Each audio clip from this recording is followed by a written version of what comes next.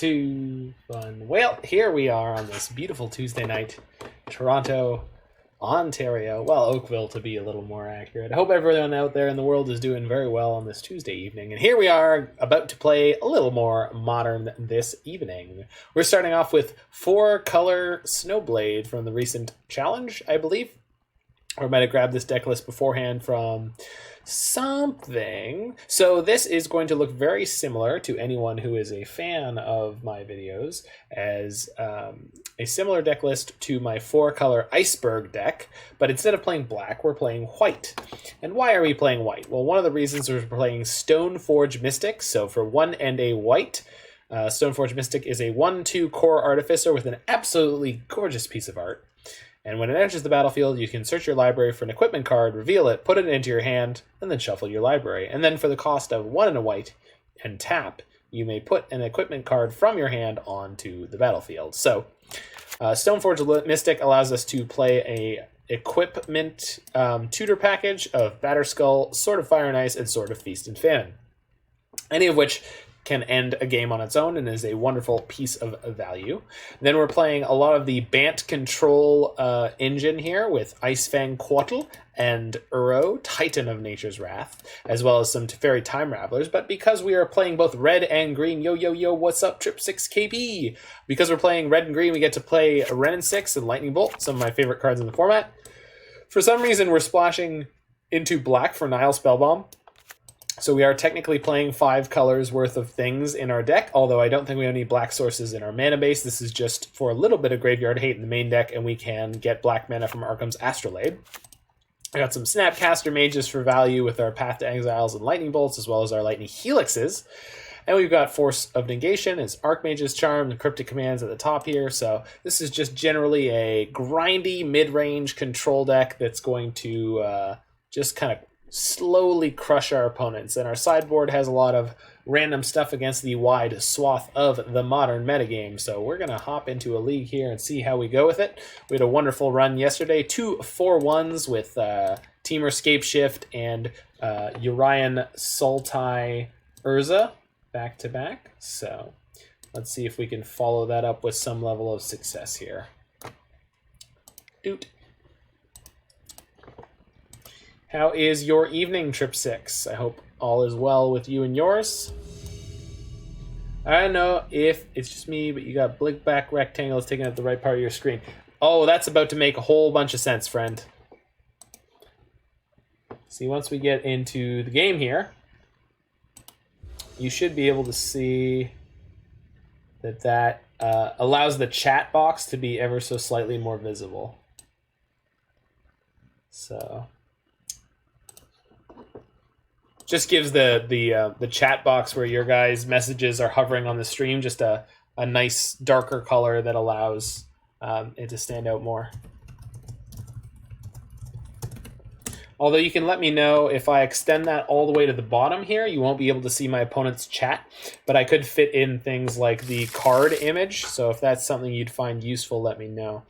Okay, so we've got Breeding Pool, we've got Batterskull in hand, we're against a Gyruda deck, and we have little to no interaction, no guarantee that we're going to get up to enough lands, so we're going to ship this one, send that back. Oh, we're against E Principe. This person does follow me and has come around.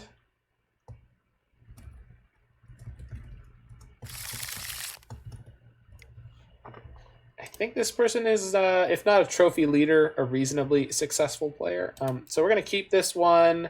Probably going to bottom Force of Negation. I don't know which build they're on, but if we can get to triple blue mana, we're going to be in good shape. What is up, Larynx Punchworthy? Yeah, you can cover their chat. It's usually not important to see, in my opinion. Okay, good. So we might do that in future. I'll look at it possibly tomorrow. So we're going to start out with a Triome. Larynx Punchworthy, you'll be happy to know that this deck at least plays Batterskull, which, if I may, it's certainly a win condition of some shape or form, and very, very much a win condition against burn decks. Anyone who wants to kill you with damage.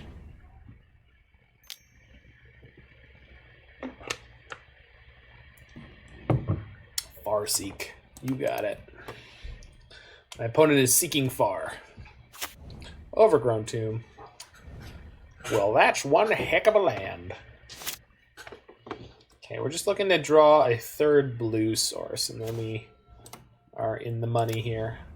Do do do do do do do do do do do. I wonder if they are on the new build or one of the old builds. We haven't seen any white mana from them yet, so we don't know if they're able to cast the, it was like Aether Mage's Touch.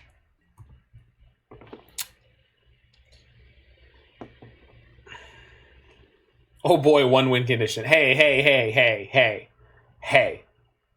There are 4 Stoneforge Mystics that fetch it, so that's like 5 at minimum. And there are Uros. Uro's a win condition. Uro's like a real win condition. Like, come on, you can't tell me Uro's not a win condition. He's a 6/6. Look at him. He's so large. That's a large lad right there. He's a hefty boy. Sort of Feast and Famine on Ice-Fang Coatl? Like, are you kidding me? Come on, man. Come on.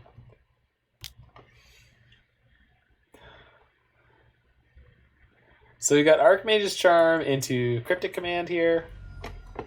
So should be in good shape. I didn't check, but there are 3 Mystic Sanctuaries in my mana base. Happy to see all those. So our opponent could attempt to cast their Gyruda, Doom of Depths, here. Uro is a win condition. Good. I'm glad we agree on at least that much. I think you like watching me struggle with a total lack of win conditions, but if you don't, we do have Ad Nauseam coming up later. So I love the swords so much, and I specifically got the Judge promo versions. I love old border cards so much. Someday I want to buy. I just think they're neat. Thanks, Marge. Stop trying to give me potatoes to take to school.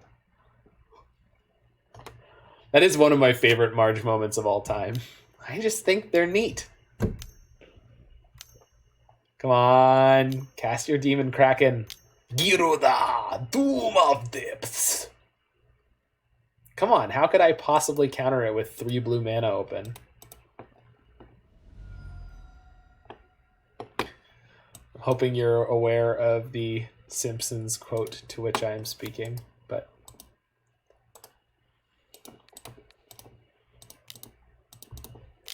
And I don't know if you caught my not particularly interesting but relevant story about being stuck on the tarmac in Philadelphia yesterday, Larynx Punchworthy, but I'm glad your journey went well. I hope you have recovered from the trip to was it New Jersey from, I can't remember where you drove from, but it was like 8-9 hours.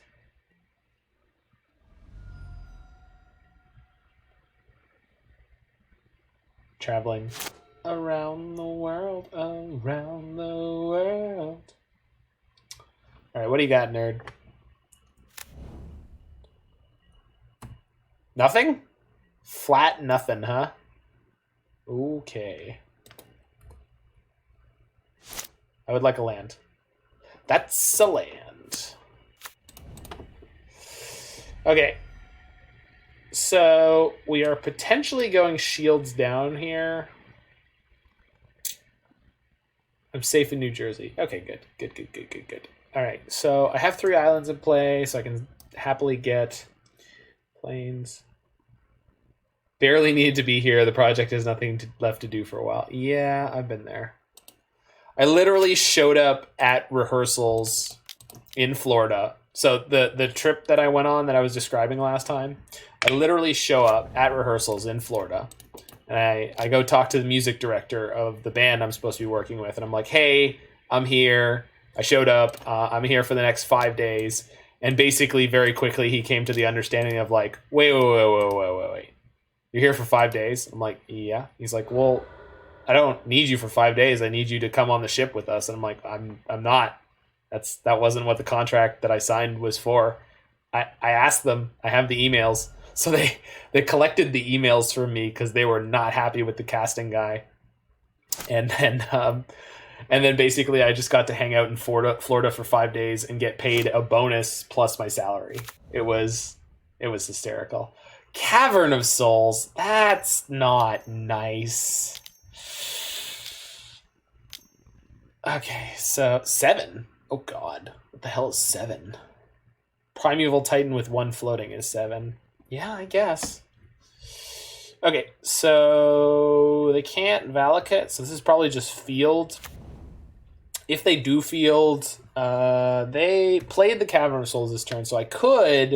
I'm going to check the wording on field. If it's an intervening if clause, then we can stop them from getting any zombies this turn by using Cryptic Command to bounce a land.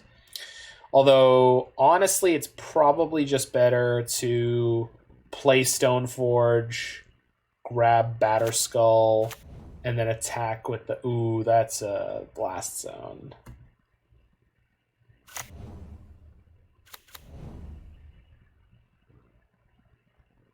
You're not dropping any frames, right?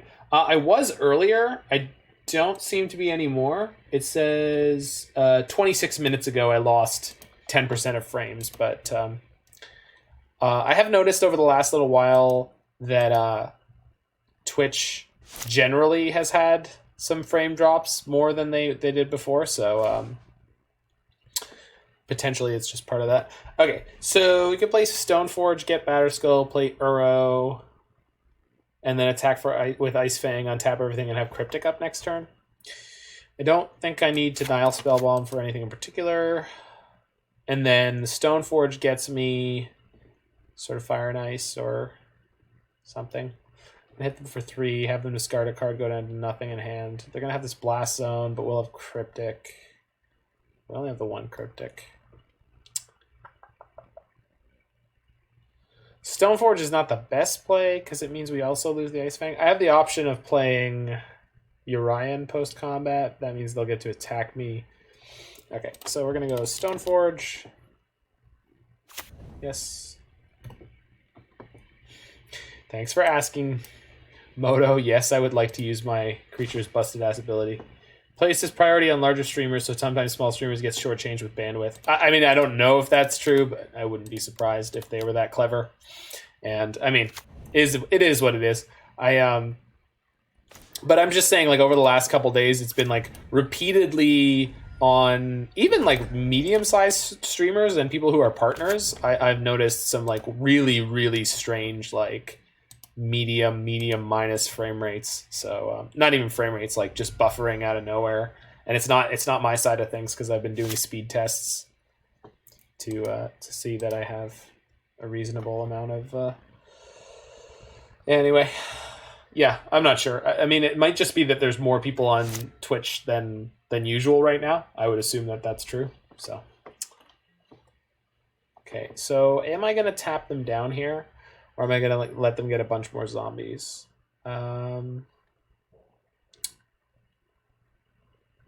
This Batterskull doesn't really do anything for me next turn, does it? Probably should have just gotten sort of Fire and Ice, but too late for that now. Oh, but I have things like Lightning Helix and Lightning Bolt in this deck, so depending on what we draw, we can just burn them out.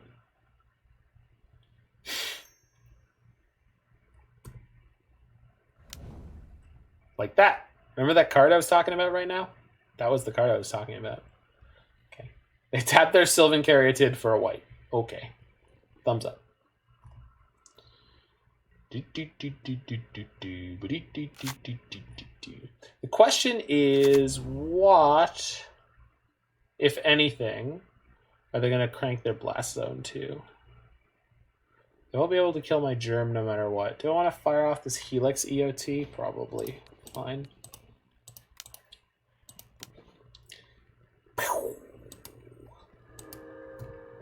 Okay. Let's draw a Lightning Bolt and make this simple. Okay, that could still be a Lightning Bolt. Got this Uro in my graveyard too, which is going to make everything kind of great. If I want to cast anything or activate any mana abilities, probably want to do them now. This is going to remove my Lightning Helix unless I Spellbomb them. So, not the best use of a Spellbomb I've ever seen, but I'll take it. So we're going to nuke their graveyard, which has... Can you equip the Batterskull to the Sneck for a win? No, it costs 5 to equip right now. This was Summoning Sick until this turn, so no, we can't. But we're going to put Uro into play and Batterskull, and then have 6 untapped mana. Yeah, we're 1 short. We're exactly 1 short, yeah. We have 6. So I think we're just playing Uro. So green, blue, blue, green. 1, 2, 3, 4, 5. I think Helix is going to be the best thing to leave in there. I guess maybe Cryptic Command would be, but Helix is just so cheap. Basically results in a game win if we pick up a Snapcaster Mage. You know, like that one. Okay. We also have a diversity in our mana costs now on our threats. We have 2s and 3s. I mean, I guess technically we don't really have any 2s if we don't have the... Sorry, hold on, let me... So here's my Batterskull. Okay, let's have my lands. I can currently put them to 1. Are we 1 short? We're 1 short on 2 different axes. They're if we snap Helix right now, they go to 1. Okay, they're cranking the Blast Zone to 3. That makes sense, so they can remove my Uro and my Sword of Feast and Famine. But that won't stop my Batterskull. Although... Oh, no. Yeah, so the Ice-Fang's going to poke them for 1, and then the Snapcaster Mage is going to flash back the Helix and kill them. So as long as we survive this turn, we're good to go.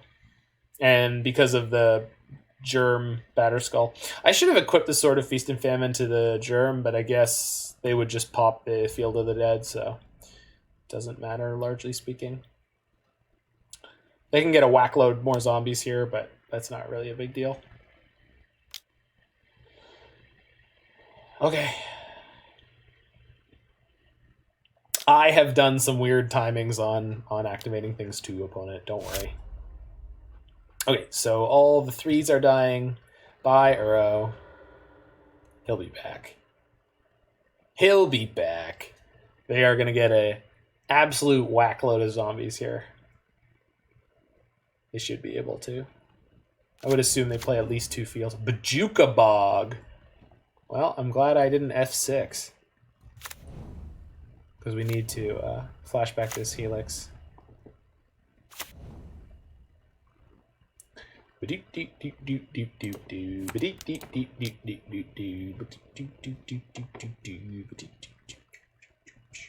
they see the writing on the wall? Do you see it, opponent? Do you see that you're already dead? Can you hear it, Clarice? It's coming for you. Headshot. Oh, I didn't pull up my soundboard. Hold on. No, I haven't pulled it up recently and I don't remember what it's called because it's just a bunch of letters. Alright, hold on. Ah! Okay. The client was crashing and it was crashing because my opponent was conceding. Got it. Got it. Okay. Heck indeed, my friend. Heck indeed. What is the... Oh no, I'm never going to be able to remember the name of this thing. No, it's not that one. Media splitter, no. This is just as important as sideboarding for everyone's edification. Soda, steam, no.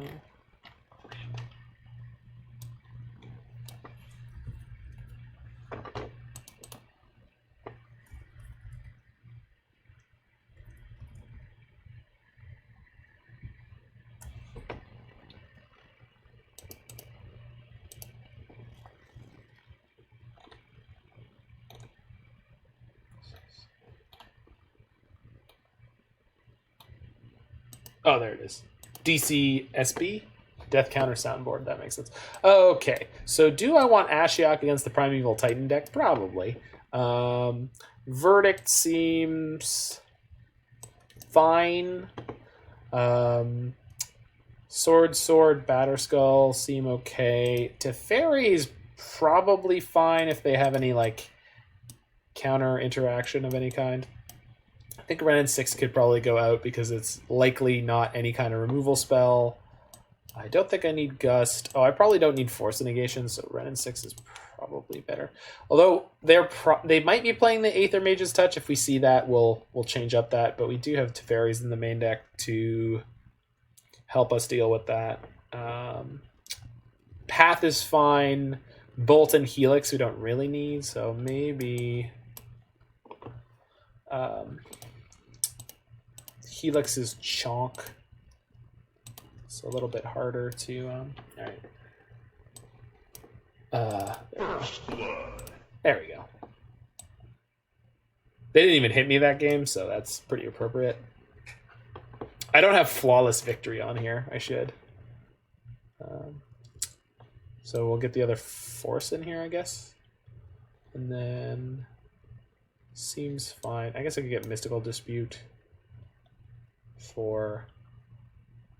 Oh, these spell bombs are no good. This deck has some very unusual choices, so it's a little awkward to sort through. They might play Rest in Peace against me in the post-board game. I don't really have much to deal with that, so... Oh, there's a Wear Tear. Yeah, I should probably have the Wear Tear in here, but that's fine.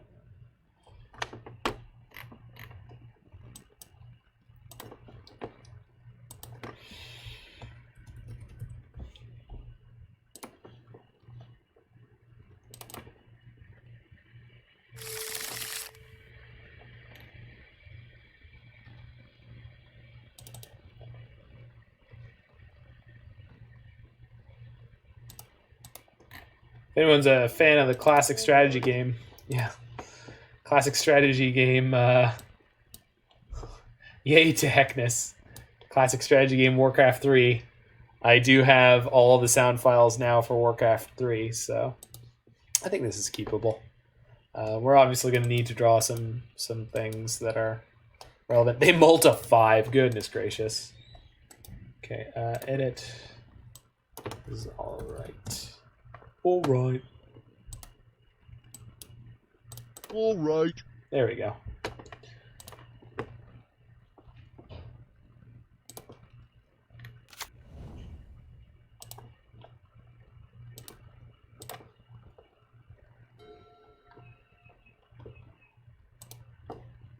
I gotta look up all the...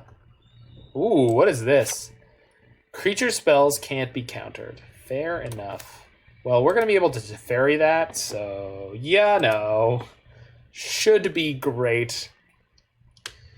You know what's absolutely freaking brutal? This card. This guy is such a D-bag. Idris Elba, when did you get so mean?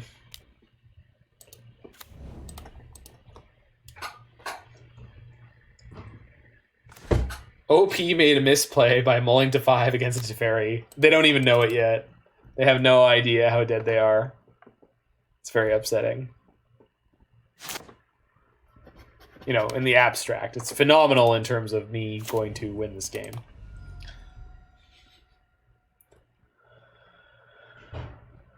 Because they're basically like, it's not possible for them to have enough resources yet to get this Gyruda into play. They have 4 cards in hand. I guess they could have land, spell that ramps them into 2 lands.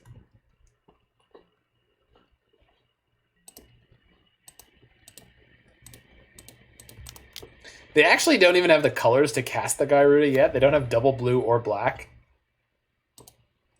They have no combination of the things that they need. What is up, Jiggy Wiggy? We are hanging out here playing some fair Modern, just like I love. So come on in and join the party. We're about to end this Gyruda player's whole career. It's going to be a time. We're going to curve out like a deck that has win conditions. You know, your anti-Dirtle agenda, it's just not gaining a lot of traction around here, you know? Have you ever thought of going into politics? I feel like maybe you'll be more successful with actual politics. Good. We like ending Gyruda players' careers around here. That deck is no bueno. Yeah, but E Principe follows me, so they must be a good human.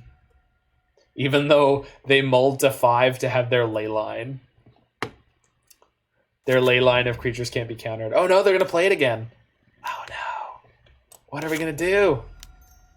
What are we gonna do?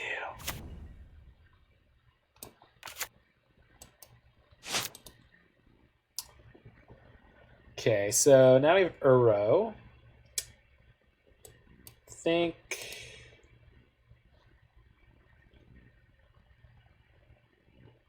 if I shock the Foundry, I can play Uro, see if we draw a different land, play Sanctuary, play Astrolabe, and then play Stoneforge Mystic, I think. No, I don't have quite enough for that, but I can play the Stoneforge Mystic, so we're going to do that. It's not likely they're going to Gyruda. Just fast forwarded time, who's going into politics? I think it was you. Yes, with your anti-win conditionless deck agenda. You're just not gaining a lot of traction around here, and I just think maybe your time might be better spent elsewhere, like going into politics, rather than hanging out here and telling people that my lack of win conditions is a problem. We don't like to win around here. We just like to play Magic. Why would I do that? Fair, fair. Seems like poor choice overall. All right, let's grab a forest. It's already got triple blue. We're gonna play Stoneforge Mystic, get this sort of Feast and Famine, and that should be all she wrote. I don't know who she is, but she wrote something, and this was all of it, I guess? I don't know how that works. Don't ask me. Wind.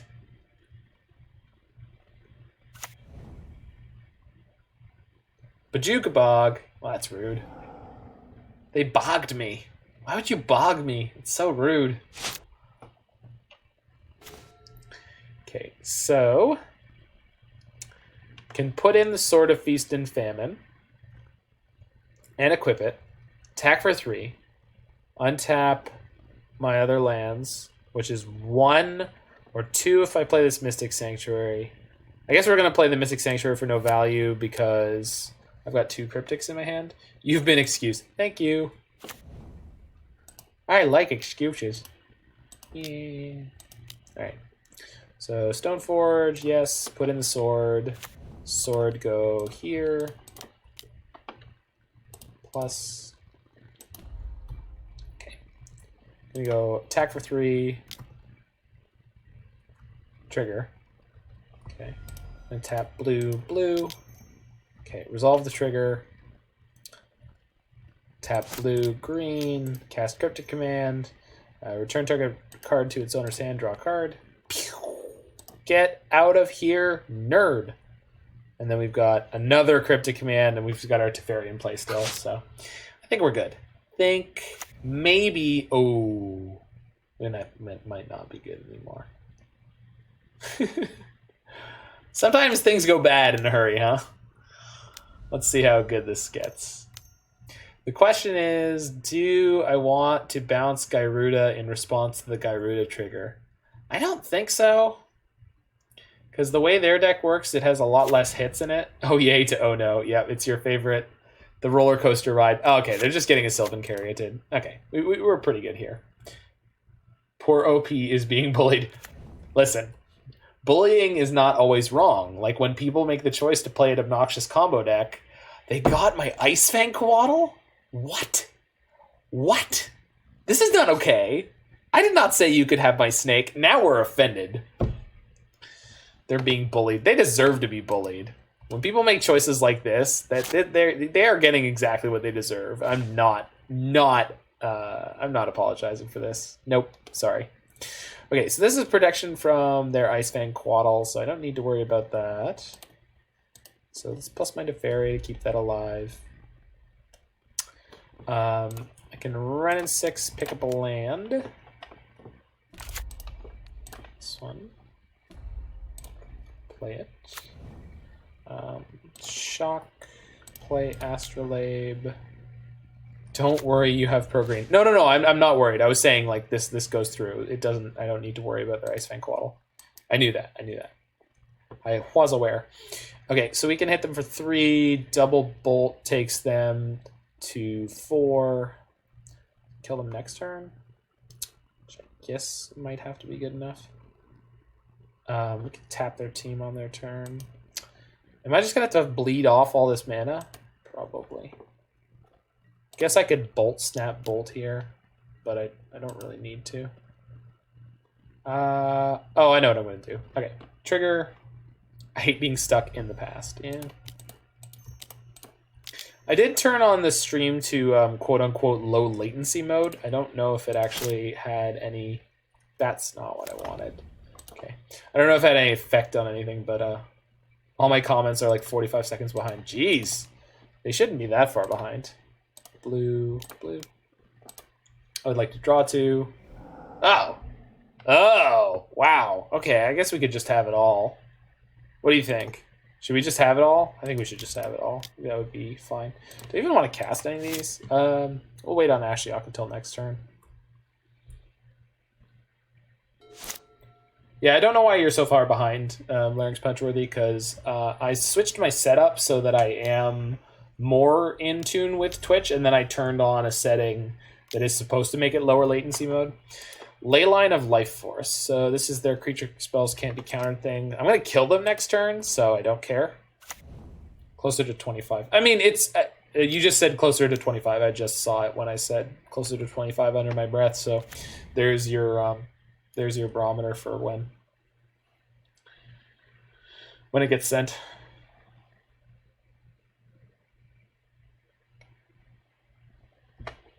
What are you attacking? Okay, I see.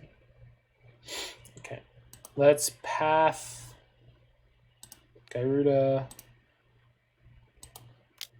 is attacking my Teferi, and then this is attacking my Wrenn and Six, is that right? No, this is attacking my Teferi. That's fine, I don't care. I'm just gonna kill them, so it doesn't really matter. 32 seconds, good God. Might want to talk to the local ISP about that one. I know you're not at home, so I'm sure it's... All right, bolt you.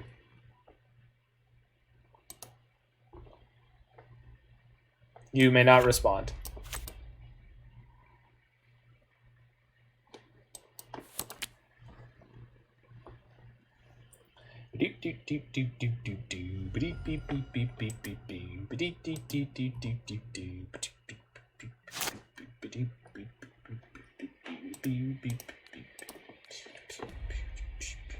So I don't even need another bolt to win the game right now. In a hotel. Oh, yeah. Hotel and internet has been atrocious pretty much wherever I've gone. Best Western, my best Eastern shoe.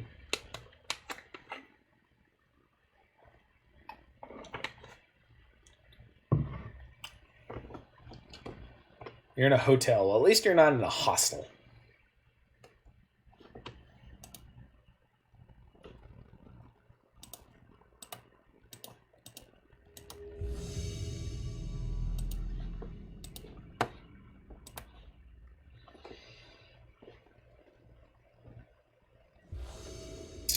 Skadoosh.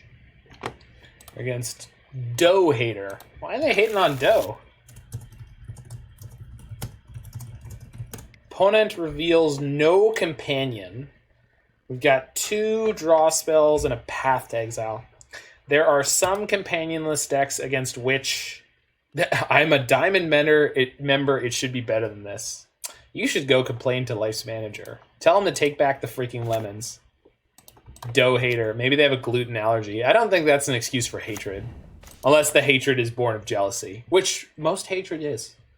Let's be honest with ourselves. Razorvenge Thicket in the companion. Okay, this is the main deck. Leyline of Sanctity Bogle's deck, I assume. So yeah, we might be in a little bit of trouble. Helix is not the worst draw in the world. Double Astrolabe, not the worst draw in the world, but is that a Portal 2 reference? It was. It was. Making Life tape back their lemons. Yeah. You're going to blow up their house with the lemons. Bogles is a stupid deck. Don't at me. No, I'm with you, dude. I'm at you. I'm at you and tell you you are 100% correct. I think Bogles is a very silly deck, but every now and then, it is nice to know that these Bogles players are running around and eating up burn players, because that's really what they're about. That's what their life is about.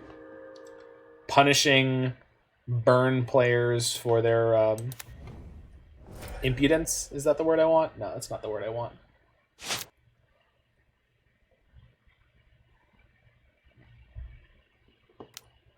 Sentinel's Eyes. Okay, so they've got Vigilance. Look at this boy. He's so rude. He's a freaking 8/8. We're so dead. Why are we so dead already? It's not fair. He's so huge. He's so chunk. Okay. I want an island. I would have preferred it to be untapped, but I guess I don't really have that option. Ketria or Raugrin. These are both fine for what I want them for. I think Ketria is slightly better because this gets me closer to Uro. Problem is, so if I get an untapped land now... Okay, I think I have to shock so that I can play Bolt, then play another Bolt, but I still won't have enough cards in my graveyard for Uro. So I think we have to get... Okay. I think I've hit the limit of how much I can figure this out with thinking. Okay. That was exactly what I needed to draw if I had taken the other line, which I didn't. So I think we're just playing Urian, my Sky Noodle, and hoping they don't have main deck removal. And then we might be able to buy enough turns to get through this, assuming that they don't have trample. So 1, 2, 3. I don't have any spells to reset, so we'll just get an island. And we'll play the Noodle from the Clouds. Bird Serpent. Birdman. Yeah, there were 2 really good Cave Johnson quotes I was grabbing the other day.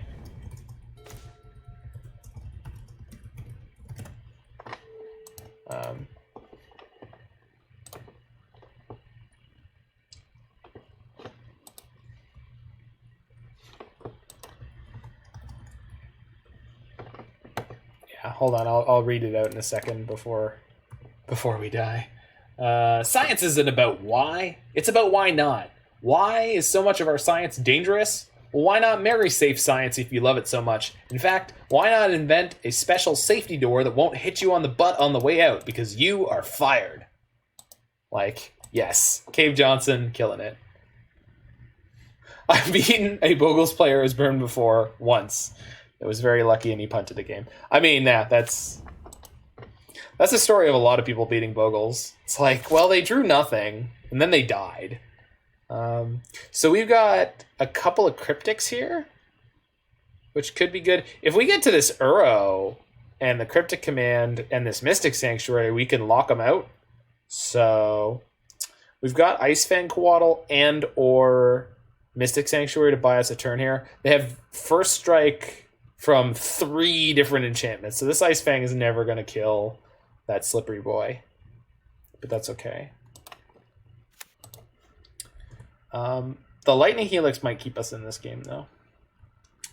He had the kill. He played around a Deflecting Palm. I bluffed for like 6 turns. Nice. That's a way to play a game of Magic the Gathering, let me tell you what. World-class Larynx punch-worthy play. We got 9 points of burn in our hands, so like we could get there. This is not the worst situation I've ever seen. They don't have any trample. And they don't have any lifelink, so I think that the Bogles deck currently are not playing the... Well, there's the trample. I could bounce it during combat, but I probably am just better off countering this and drawing a card now and then playing the snake in combat. Hopefully they don't have a second one. Okay.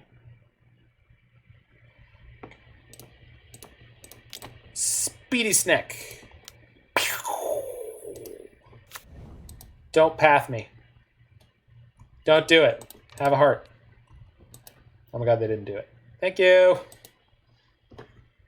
Thank you. Another Helix. That'll do. So we put Cryptic on top with this. Okay, yes. Play the Uro. Green, green, blue, blue. Uro's coming to kill you. Yes. Here's my big boy. Draw the Cryptic. Play this Mystic Sanctuary. Pass the turn. Yeah. We've got Helix to keep us alive, depending on how the turn goes. So, but for now we can just, that's fine. Okay. So return target permanent to its owner's hand, tap all creatures your opponents control. So we bounce our Mystic Sanctuary. So this is the classic Cryptic loop. So we bounce our Mystic Sanctuary, tap their team. And then on our turn, we have an extra card draw, which means we can always get the Cryptic back, and they scoop on the spot. Opponent knows what this game is about. Mono blue decks can beat things like Bogles nowadays. Who needs win conditions, Larynx Punchworthy? The answer is me, because there's no way I would have won that game without that Uro. There's no way. So, you know. I respect you for the suggestions that you make. Okay, so we've got Force of Negation, EE, and Wear and Tear. I think I want all of those. Sword of Fire and Ice seems less than great here. Wrenn and Six is like kind of the worst. Although I guess Lightning Bolt and Path are pretty bad. Okay, Wrenn and Six at least has the potential to kind of go all the way. Bolt will probably kill a... That's what you get for playing Bogles OP. That's what you get when you play the Bogles. Oh god, why is that in my brain? I'll be back in 2 seconds. If anyone can tell me what terrible female pop singer that is, I won't send you a cookie, but I'll say I'll send you a cookie.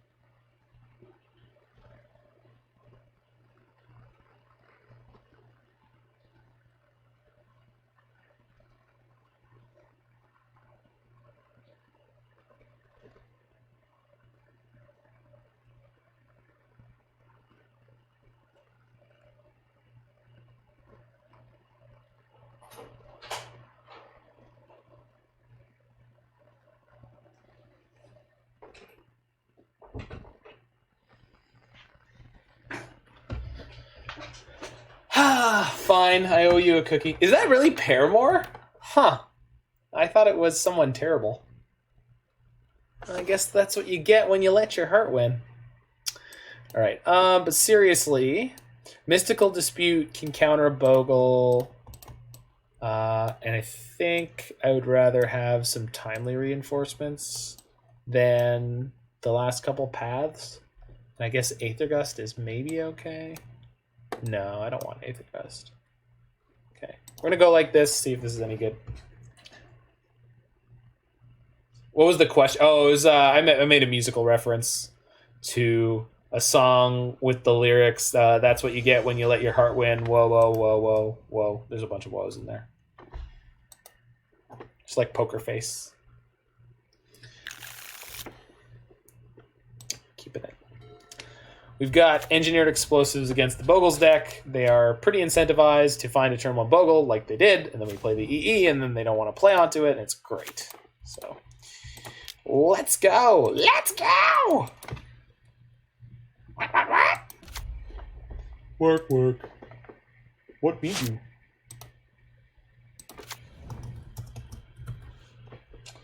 me see if I can find the correct peon sound effect.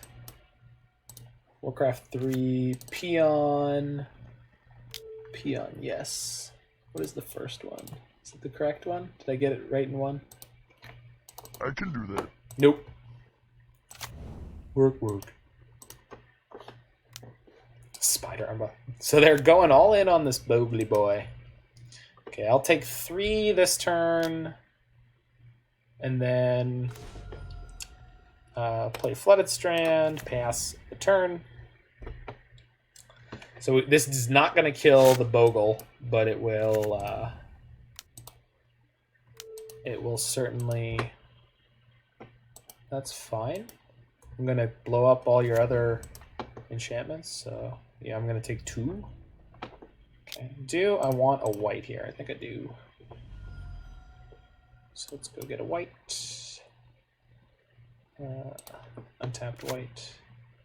Pop my EE. So this is going to kill the Spider Umbra, the Hyena Umbra, and the Bogle, but there's a replacement effect from the Umbras that protect the Bogle. So we take 2. Okay, is it second peon thing?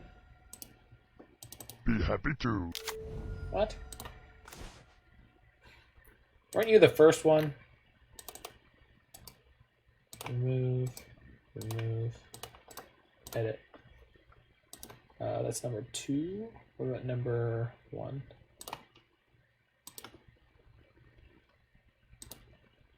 I can do that. No, okay. Nope.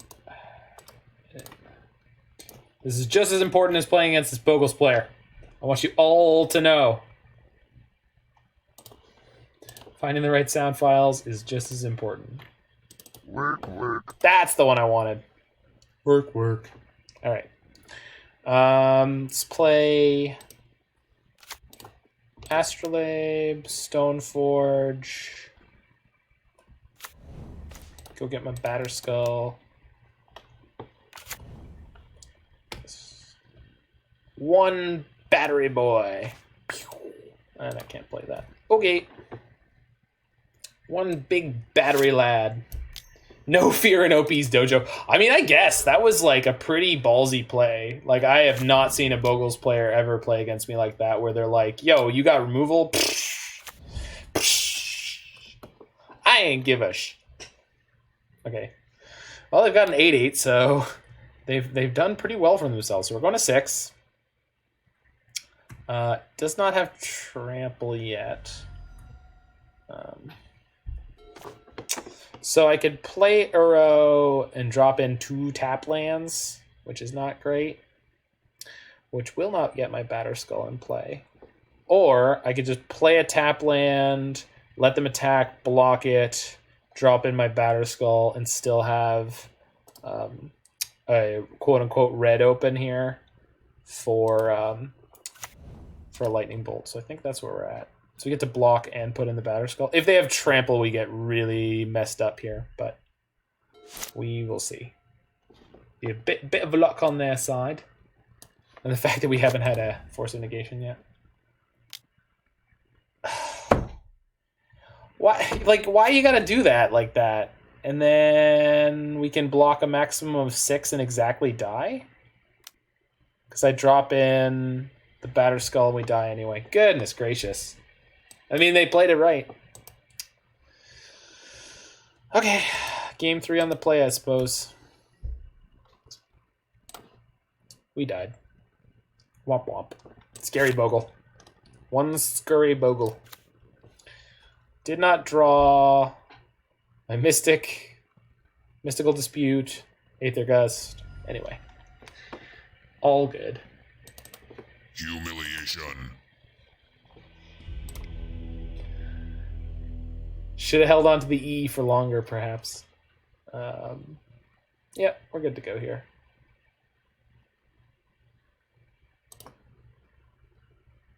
Play draw is so important for this matchup. Yeah, I guess.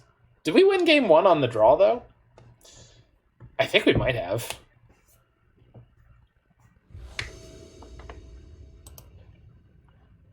Sky Noodle. Well, that's a hand.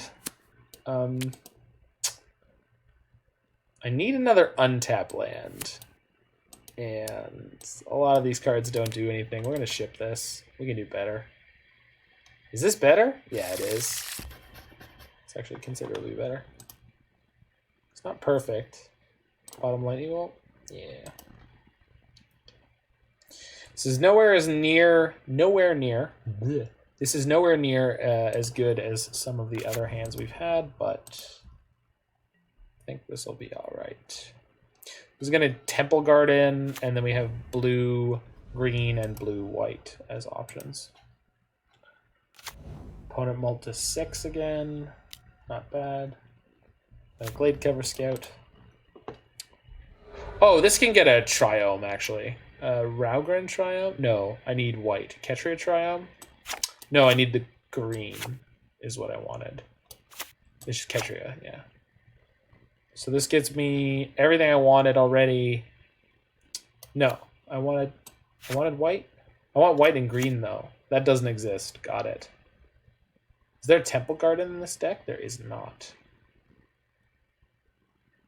I wanted green and white from this land. But I can't have that. So I guess we get the Raugrin Triome and hope we draw white later? Ooh. No Temple Garden. Well, I need the green for sure. So I guess we'll take the green and red.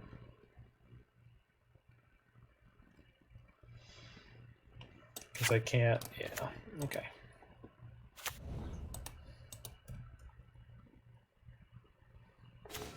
Okay, we got there. We got there. Yay! Zug zug. Work, work.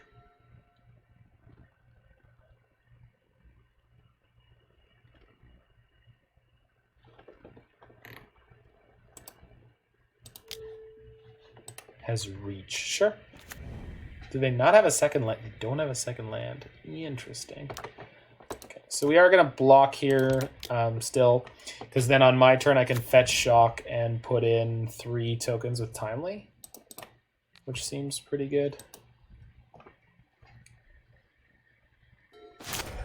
That is an excellent pickup.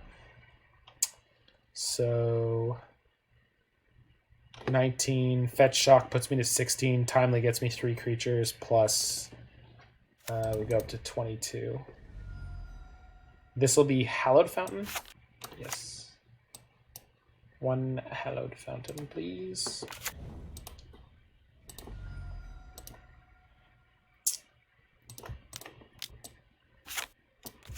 Cool. Whee! Here come the boys. Boosh! Tree boys. This many. This many. That many. All these things are true. And flying? Well, that's just rude. Come on now. Come on now. It's not what we like to see. Don't like that at all. Alright. Flying reach hexproof.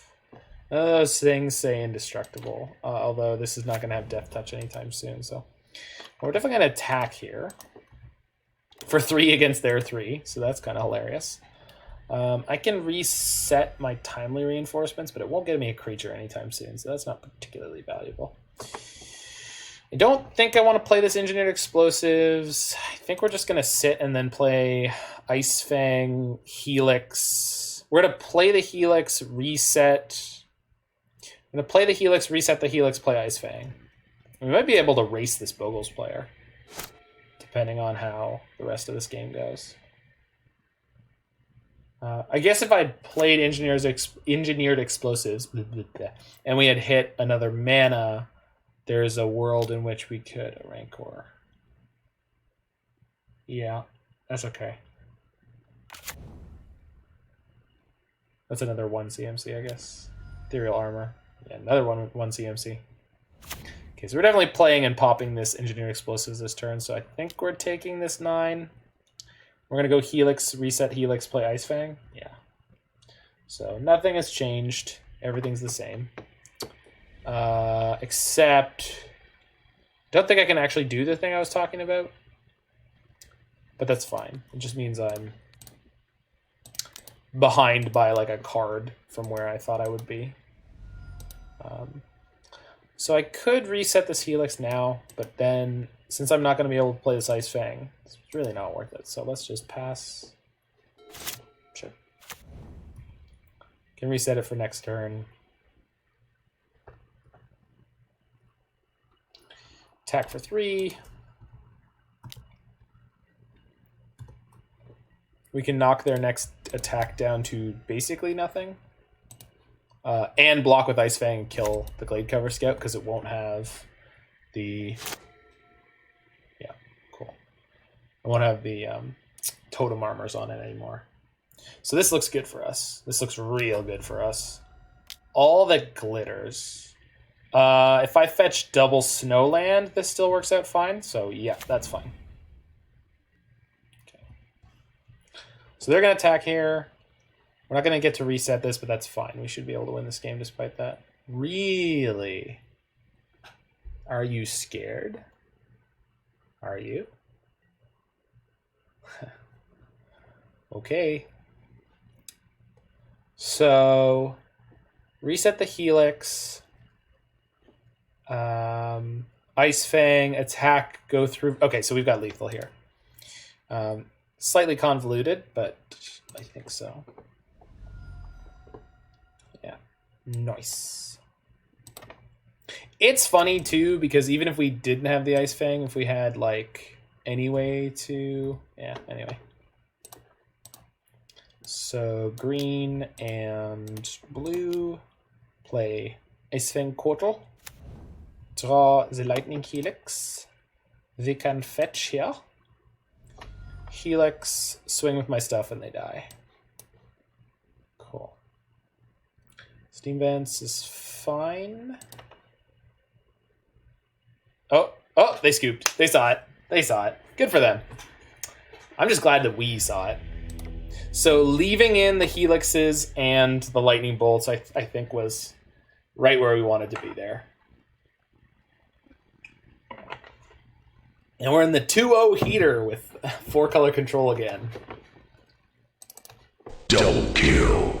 Ooh, that one's a little loud. Sorry for anyone's ears who are using headphones. This should be...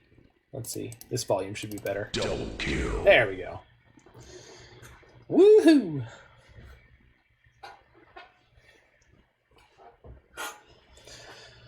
Four-color Snowblade, slicing it up. For some reason, Mana Traders hates the word Snowblade. It's literally banned as a deck title. Sorry, not Mana Traders, Stream Decker. So, no idea what that's all about, but it's been consistent for several months now, which is interesting.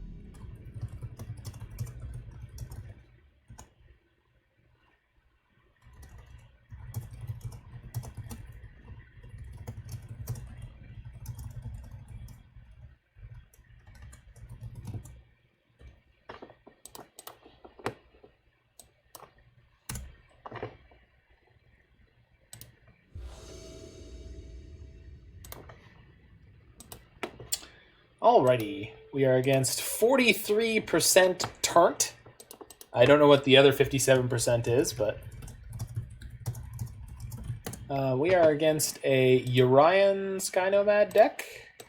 Yeah, so we're in a noodle fight, and this hand is reasonable against some noodly decks, so we're gonna keep this one. I've got mana and double cantrip, so we need to draw more mana for sure.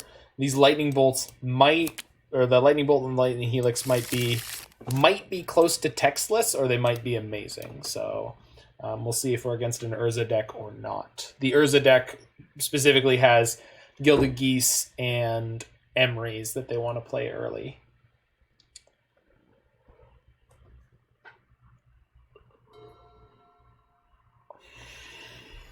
Obviously, the interactive suite in this deck versus the one that I normally play, getting to include Lightning Helix is really good against all the burn decks that are running around right now. But I'm not running into them too much. And when you do, there's a good chance that they hit you with Inquisitions and Thoughtseizes because they might be black-red. So it's a tricky line to walk. Okay, it looks like it might be Urza. Search for Tomorrow. Okay, Scape Shift. Okie dokie. Well, we know what we're in for, at least. The Shifty Boys.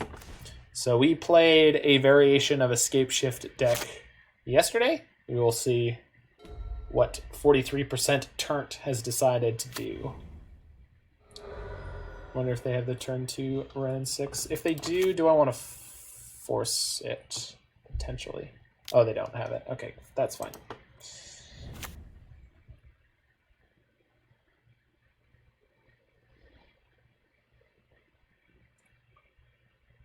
And their deck is almost entirely non-creatures except for Ice-Fang Coatls, which are not particularly relevant, and Rose.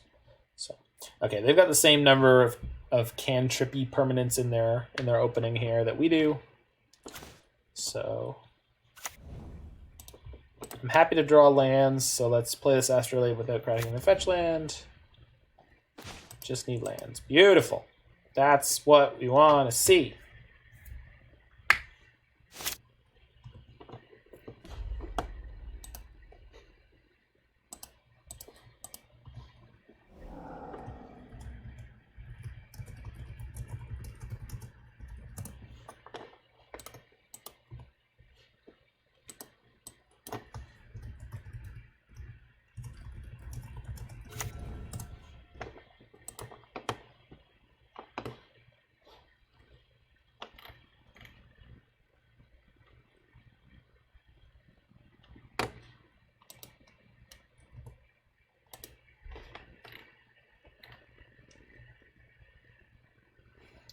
When life gives you lemons, don't make lemonade. Make life take the lemons back. Get mad! I don't want your damn lemons. What am I supposed to do with these? Demand to see life's manager. Make life rue the day it thought it could give Cave Johnson lemons. Do you know who I am? I'm the man who's gonna burn your house down. With the lemons. I'm gonna get my engineers to invent a combustible lemon that burns your house down. Oh, just J.K. Simmons, you Cadillac of men. All right, Wrenn and Six is fine here. We're just probably going to torch that sucker down.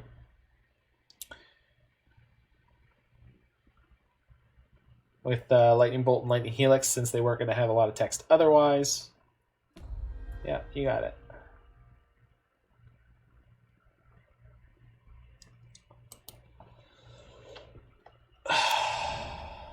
Well, shoot. What else are you playing? Goodness gracious.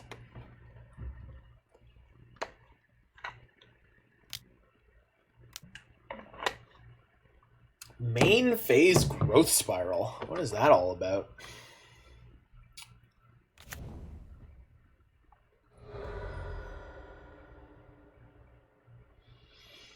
Oh, maybe they've got another Astrolabe.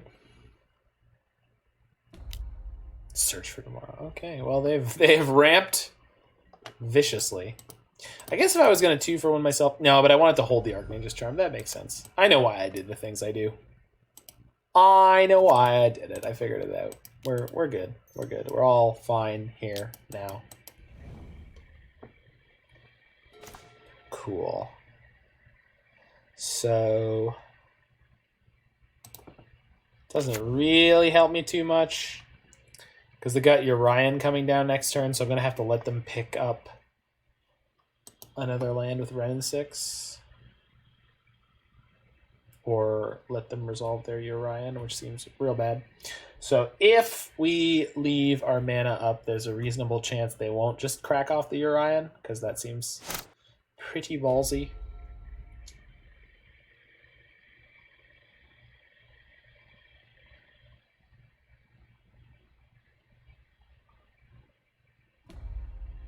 Yep.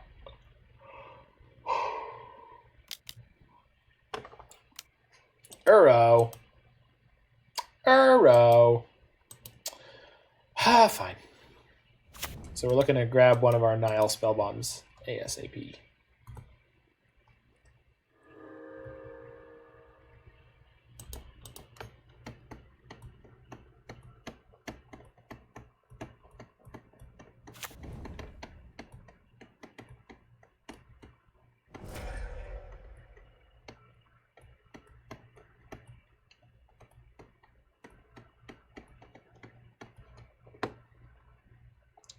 Oh, so they didn't even make their natural land drop yet?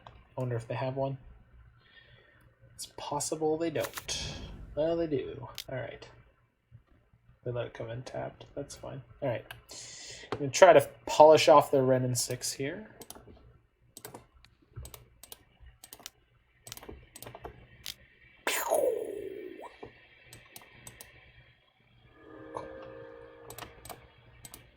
Go get a Triome. We got double Astrolabe, so I'm not particularly worried about being finicky with my land choices. Well, that's a pretty good pickup. We're way behind on land count, but we might have the tools that matter to win this game, because they've been drawing a lot of air, and their deck has a lot of air. They're certainly not likely to be able to resolve Escape Shift here, that's for sure. We could also really blow them out of Escape Shift because we have a Cryptic Command plus a Force of Negation. So we can let them resolve the Escape Shift and then just return one of their lands to their hand. Oh no, they have a search coming off. They have 8 lands. We shouldn't be able to do that, although they have to go for the double. So we'll see. We'll see. It's not really a good idea to let them resolve Escape Shift. I just always love the opportunity to get a crazy blowout. It's just how I like to get my hair did. It's like how I like to get my hair did. Just a big crazy blowout. Yep. Get another land. No, I can wait.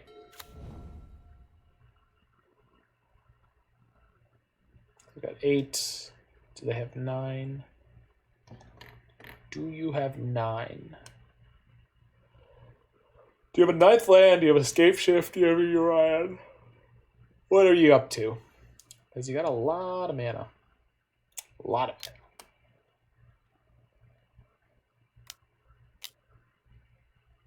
Is this Uro? Uro's okay. We'll go Cryptic Counter Draw, and then we've got Force of Negation back up. I don't want to reset any of the cards in my yard,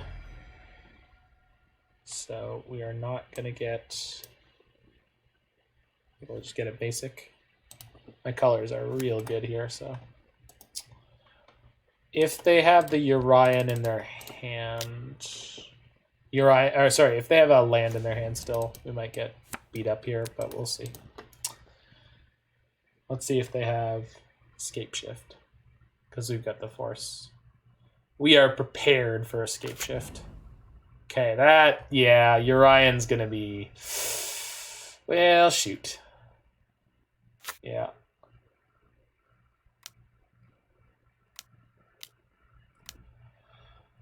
Yep, smarty.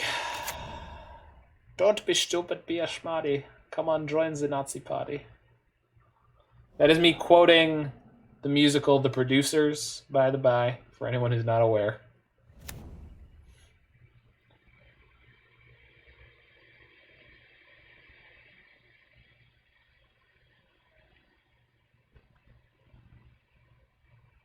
Alright, what else you got? Oh, that's such a bad draw for us. Well,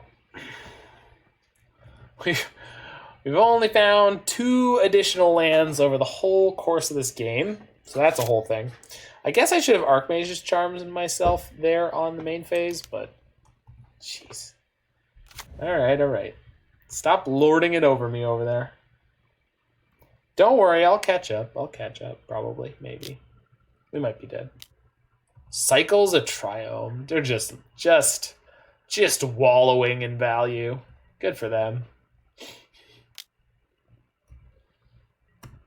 Alright, I'll take my 4. Sky Noodle smack. Smacked with a wet Sky Noodle. Just Astrolabe. Sure, sure. Why not? Just keep drawing all the good cards. They are almost 10 cards deeper into their deck than we are. And they have a Valakut. Natural Valakut.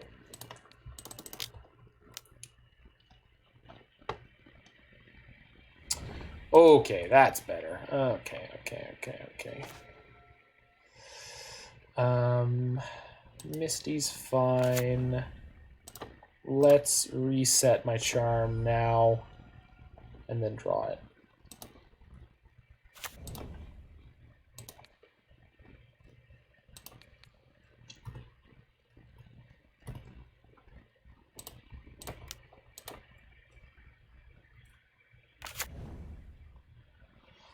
Do have this other land in hand. If I play the Uro, then I still have the Helix up. If I don't play the Uro, well, I'd need to draw a blue card to have double force. I don't think it's worth it. All right, we're gonna pass here.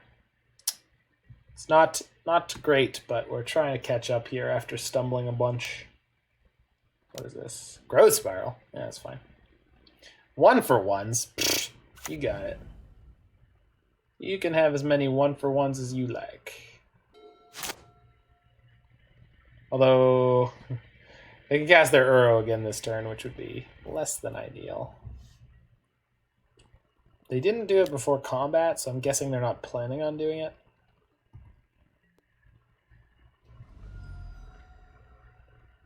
I don't know why they would do it post-combat here, but...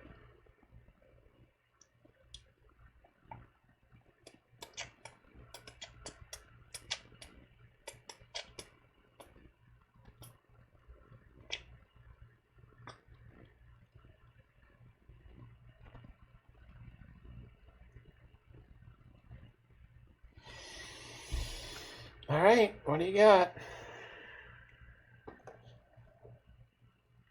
What say you, Teamer Scape Shift deck? What say you?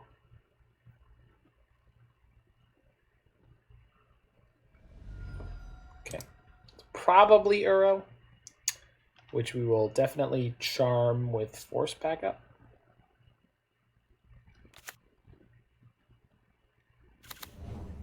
Cavern. Chooses Giant. Well, crap. Yeah, that's a whole thing. Well, here comes Uro. Can't do anything about that one. No, it's fine. That resolves. I am making a choice and saying that's okay. You don't make all the decisions around here, opponent. I make the decisions. This is fine because I say it's fine. All right, let's draw some cards. Some good ones, please. Those are good. Not great, but good. Put Cryptic on top, cast Coatl, draw the Cryptic. That's something. Play the Uro. Then I have mana for Ice-Fang and Lightning Helix. We're letting them draw another card with the... Play Sanctuary, reset the Cryptic. Yeah, okay. I found the goodest one. Yeah, alright. So reset the Cryptic, play Sneck. Stop on their upkeep to Cryptic tap their team. Do I want to do that? I think so. Shoot, I have too many cards in hand. Am I discarding my Uro? Maybe. Because I need all my mana, unfortunately. No, I don't want to discard the Uro. We'll just discard this Lightning Helix. No. Sword of Feast. No, Lightning Helix. Yeah. Actually, this is going to be huge if I can get... Yeah, this is going to be huge. We're going to have to bounce our Mystic Sanctuary? I think so, but I think this will be the game win pretty quickly. We'll see. So, tap all creatures our opponents control draw a card. This does not get me a Mystic Sanctuary. So I think I have to bounce the Mystic Sanctuary now, which is fine. Think we're okay to do this? We'll see.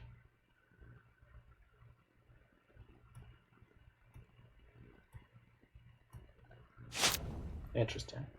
Okay.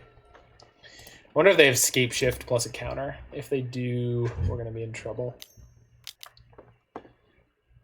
Okay, that's fine.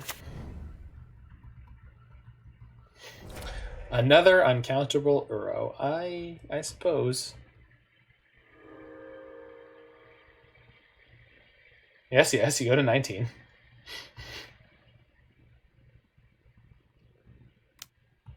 Okay. The dirtling. The dirtling. It's unbearable.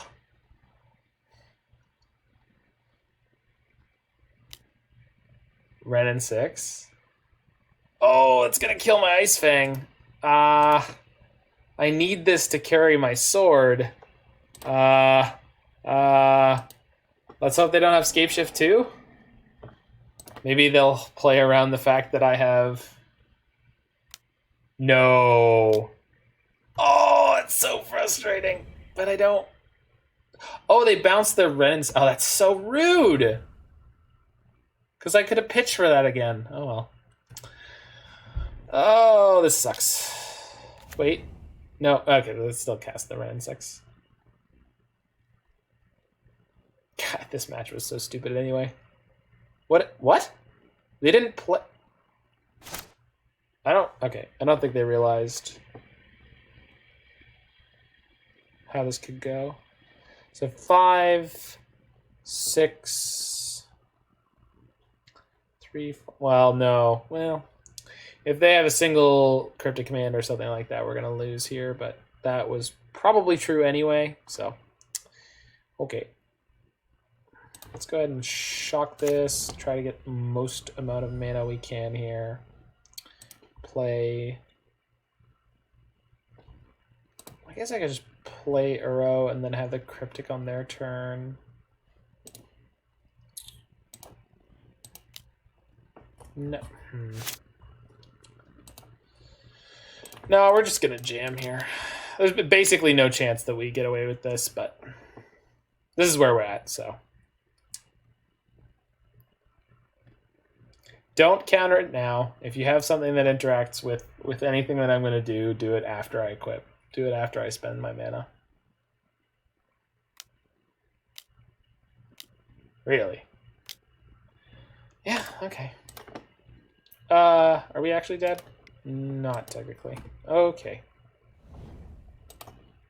The Wrenn and Six is going to ping my Ice-Fang, but I can go to enough life to survive. I don't know. They've got a crazy overwhelming amount of resources here, so I don't think I'm coming back from this one. Although I guess they're wasting an awful lot of time this game.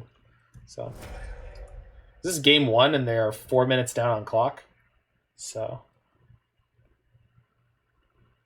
it's probably worth just letting them spin their wheels over there.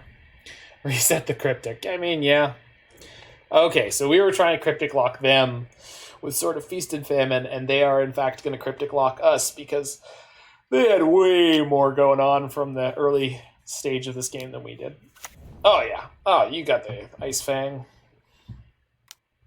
They could have just played the Wrenn and Six and killed my Ice-Fang and attacked me to 2 by now, but they're taking their time with it. They really want to get it all. Yeah.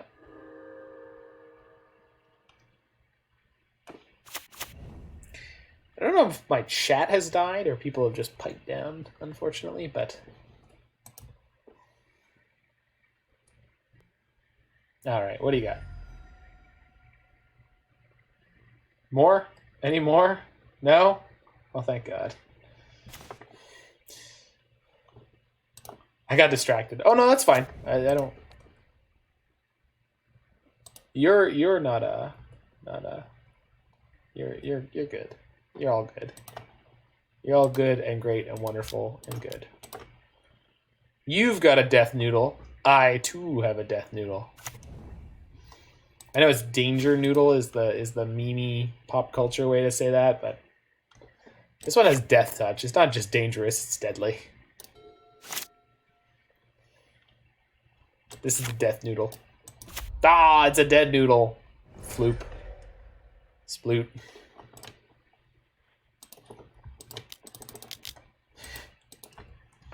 Thank you for the gift of Sploot, by the way. Ah, he did a Sploot. Sploot. Wiggle, wiggle. I wish I could find a GIF of the Shy Guy from Paper Mario 64. Just Sploot. Wiggle, wiggle. Wiggle, wiggle.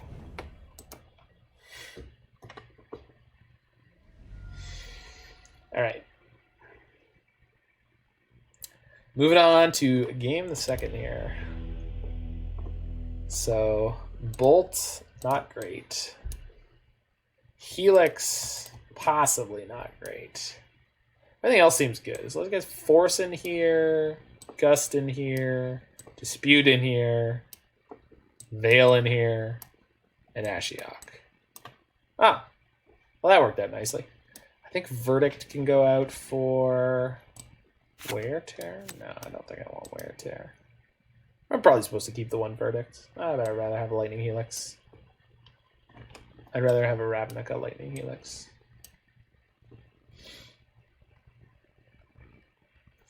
Definitely want the Nihil Spellbombs. Definitely want the Path to Exile against Uros. Yeah, we're good. Cool.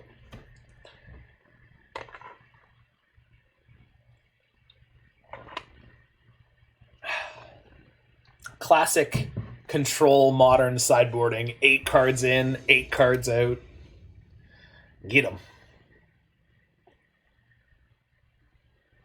Sky Noodle.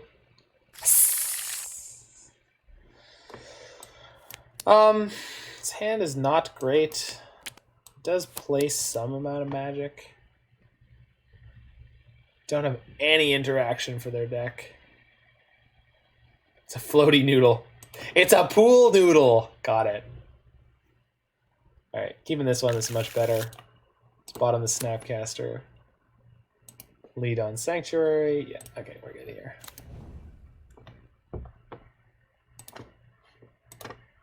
It's a pool noodle. That's phenomenal.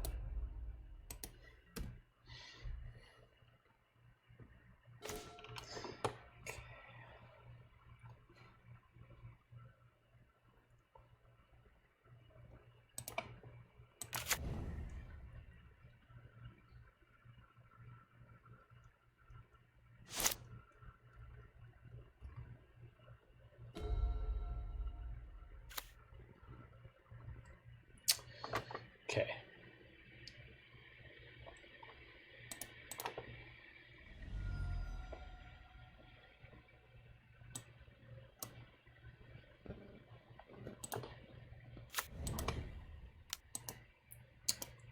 Should have gotten a Triome there. And also shouldn't have got a breeding pool there. Mistakes made already. Was thinking of something and then I got distracted. Okay. So they got the Search for Tomorrow coming off Suspend next turn, which means I really want to jam this Teferi, but they're going to have a Remand, and then they're going to have a million mana. So I think we're going to let them have it and then have Aether Gust for their follow-up play. Yeah, okay. Well, shoot. I mean, they could also have the Remand in their hand, so it's not really... Yeah. Yeah.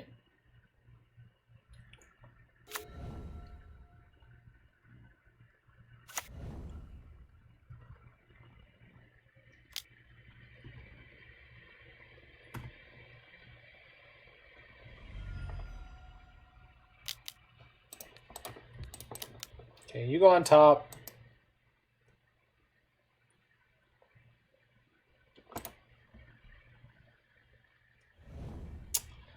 I'm gonna fetch the Jeskai Triome. play Teferi plus Teferi. Don't think they're very likely to be able to kill him.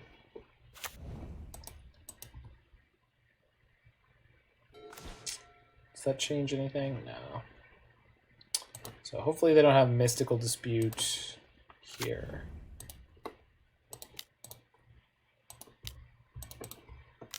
Get him! Resolve, resolve, resolve, resolve! Come on. Come on. Yeah, that's right. I kind of want to bounce the Ice-Fang Coatl, which I know is crazy because it means that they can draw another card with it. But if they Urian next turn, they could draw another card with it anyway. I'm going to be able to interact with it. They're probably not playing the Lightning Bolts post board here.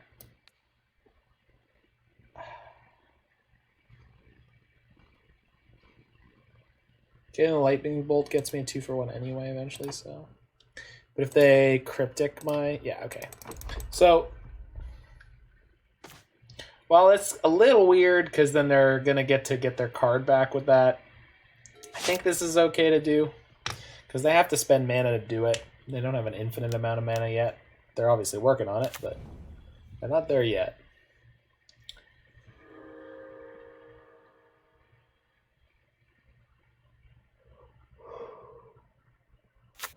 We're going to get Wrenn and Six down next turn guaranteed.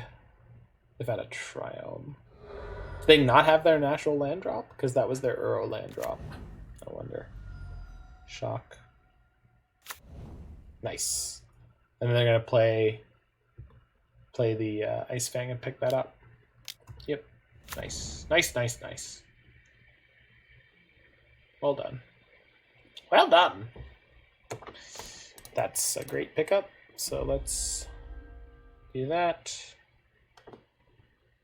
Play Wrenn and Six.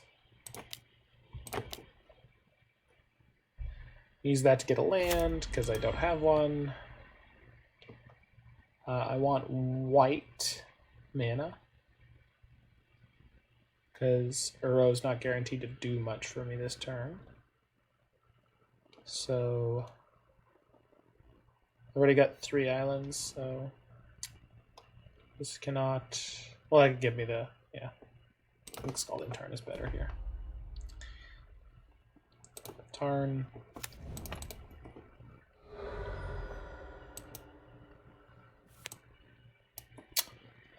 Sacred Foundry or Hallowed Fountain? Foundry is. No, I don't need double. Don't think I need double white for anything, or double red for anything. I already have one. Shock that. Play Stoneforge. Ooh, Stoneforge you can get sort of Feast and Famine here, which is probably more frightening for them than Batterskull. Okay. And we're good. Possibly pitching Uro to Force of Negation on their turn if that's an option that we can take. So let's see what they're up to. We know they have Search for Tomorrow. That's it. Plays Veil of Summer. That's so rude. Does that mean we're just dead? Because then they can Search for Tomorrow for 3. They get 1 more land off of that. They can't Scape Shift with that. But they haven't played a land yet this turn. I think we're just dead. I think there's no way we can possibly beat this. I'd need double force. Yep. Okay. Well, let's see.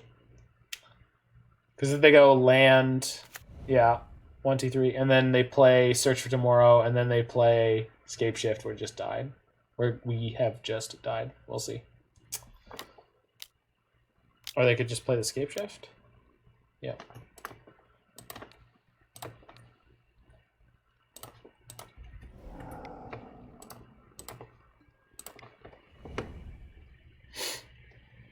So they got us good. Good draws. Really good draws from the Scape Shift deck there and just beat us up. Couldn't find any of our Ashioks or anything like that in the post-board game, so a little unfortunate, but we carry on.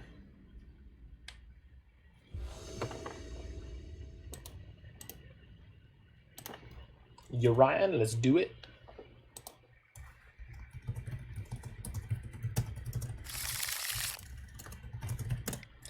Turn 2, Wrenn and Six. We got Ice-Fang Coatl. We got, oh man, we got everything here. All right, snap it off. Hand is gas. Against a Urian deck. Okie dokie. It a floaty noodle. I'm so happy that it ate a floaty noodle. This one a floaty noodle too. This one's a floaty noodle that got left in a pool over the winter. It's just a little snowy.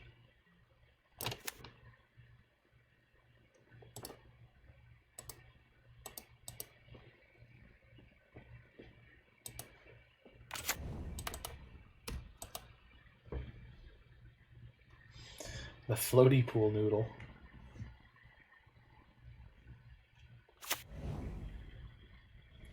Urian deck leading on Overgrown Tomb.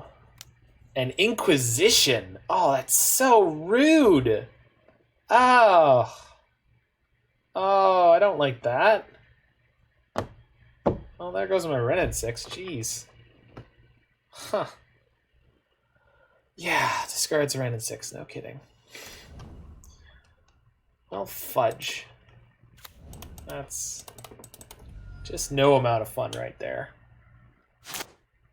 Zone out, grab a snack, I'll hear floaty noodle. Yep. Well, I was zoning out as well, and then I looked into the chat, and there was this little comment about a floaty noodle, and I was happy. What the hell is a Urian deck that goes Inquisition Charming Prince? I mean, yeah, it's gonna resolve, but what the hell?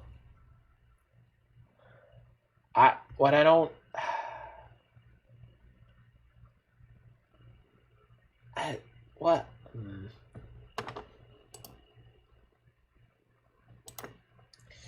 Okie dokie. Snack. That's a hand. Okay. Donk.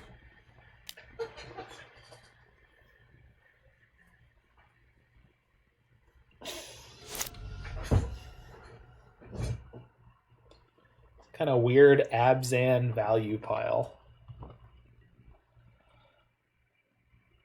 Maybe it's like Lawson's Abzan Slip and Slide that I played before.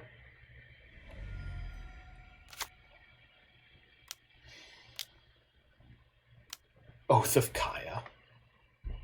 Yeah, it really looks like it's something like that. I think I'm supposed to Force of Negation this because I can't deal with it any other way, really. I would like to get red mana on this, but that puts me further away from having a Death Touch snake. Back in my days, we called it junk. I still know the name junk. The problem is nobody ever calls it junk. So like, if you call it junk, I know exactly what you're talking about. But like, nobody calls it junk anymore. So, yeah, I guess I'm playing out the Spellbomb.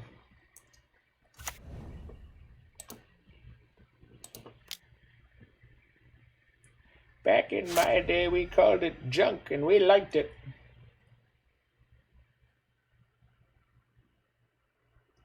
Give me 3 Bs for $1, you'd say. No, for a quarter? Give me 5 Bs for a quarter, sorry. Give me 5 Bs for a quarter. Went to take the ferry to Shelbyville, which in those days cost a nickel. Nickels had pictures of bees on them. Give me 5 Bs for a quarter, you'd say. I love Grandpa's stories.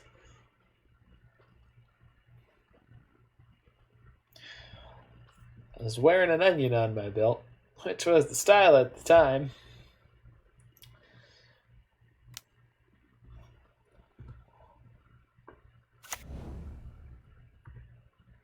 Yeah, the Urian is going to get them all kinds of value.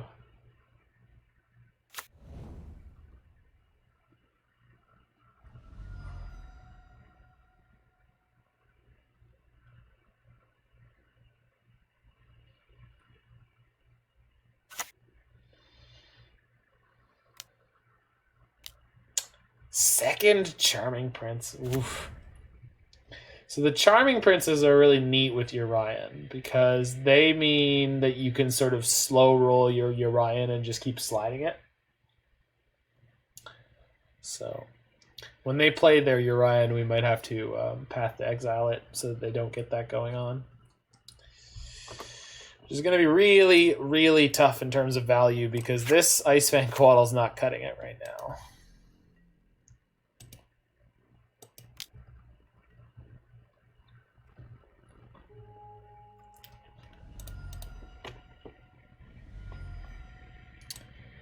Get my other Triome.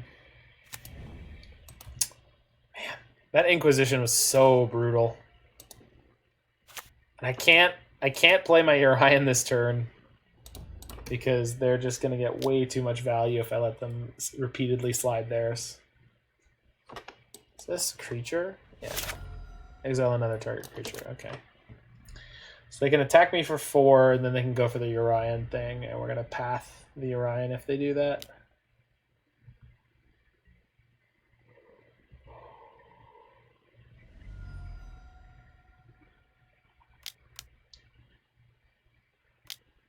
Witness. Oh. Man, this value train, they're just rolling on through. So they're going to get their Inquisition. Okay, this is going to kind of work out for us. Kind of.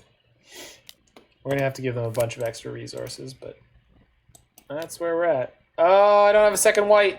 Oh, no. I mean, there's nothing I could do about it, but shoot. That's super inconvenient. Yeah. I was going to get to play both paths and not have to lose anything on the discard there.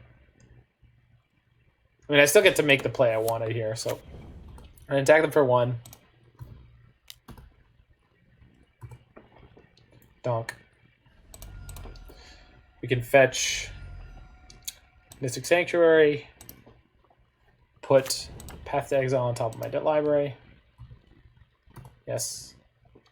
Then we can play my Urian. Blue, blue. Leave open a white. Slide my Ice-Fang Coatl and my Nihil Spellbomb because it's fun. Whee! And then we're going to draw the path.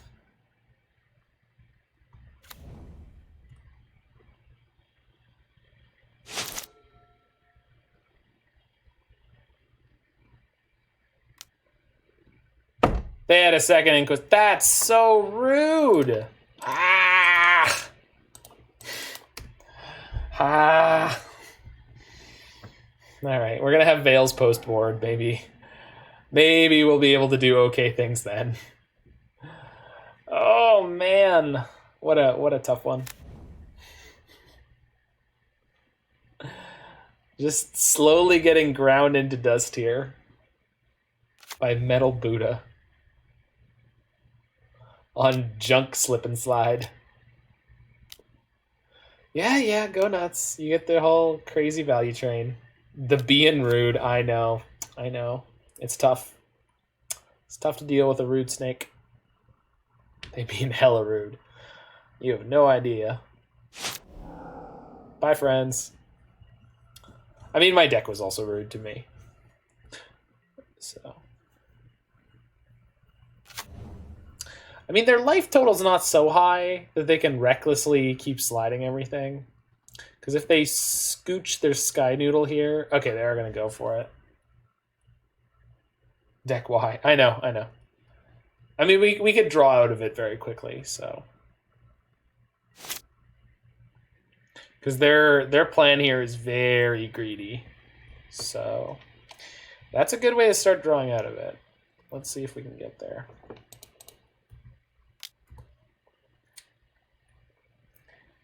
Because we might be able to just steal this by beating them to death. Sky Noodle and his little friends, the surprise snakes. He's got them flanking him now. He's like a celebrity. Oh, that's okay. We're cooking with propane. We've only got 1 Mystic Sanctuary in play. which means I could save a fetch land to pick up a Path to Exile. Alright, alright. Kinda doing it, maybe. Maybe doing it. Alright, so Urion comes back. We can flicker everything again. But everything will be removed for their turns. They don't get any of their new cards yet. So...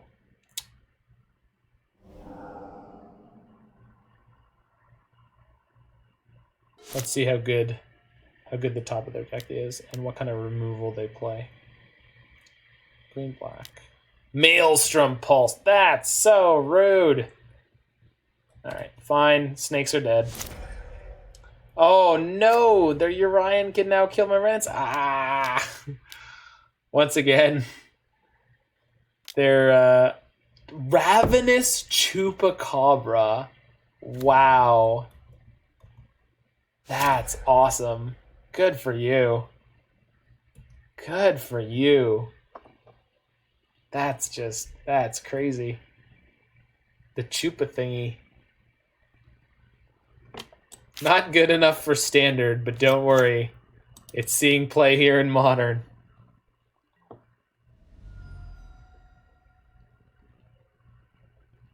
Okay, we're at 1. They're going to draw a million cards again. They're going to slide through Urion again.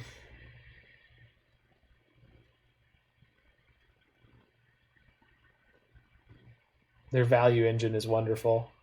Their deck is so interesting. I know, right? You can do the same thing with Urion and Saheeli and Sakashima the Imposter. That is a short list, obviously, of the creatures with which you can do that. So, but there are options, which is kind of neat.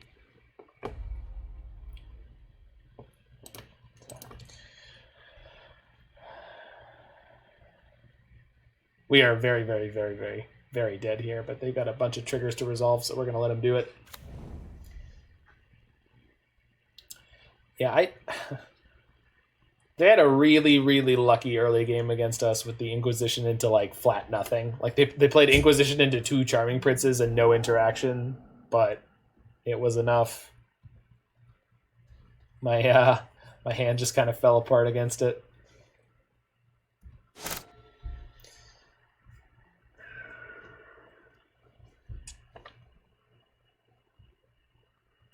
So they have fetches.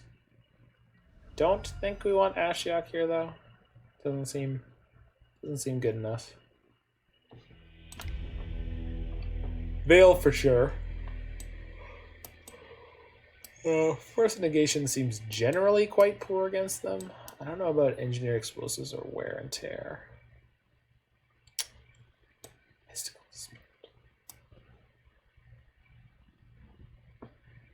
I guess Engineered Explosive to kill all their 1-drops and or 2-drops could be fine. Verdict could be good, could be awkward. Oh, we have Teferis in our deck, so maybe we get to instant speed a Verdict. I think the 2 swords and the Batterskull are probably fine to keep in.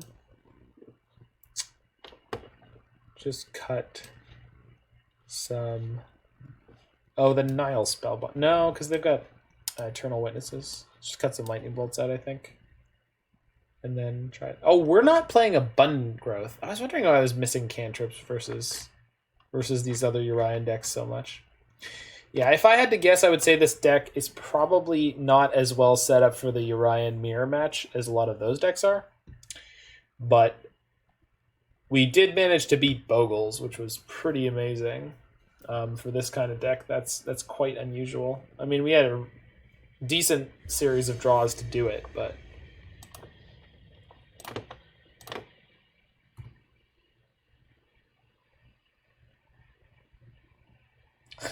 I always get paranoid since the one time where I missed my Urion. Alright. I can't play this Wrenn and Six, but everything else seems good, so we're going to keep this.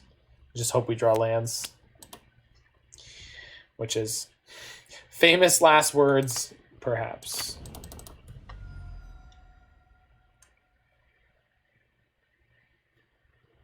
Because we only have, is it 31? That can't be right. Oh, here. 30. Flat 30.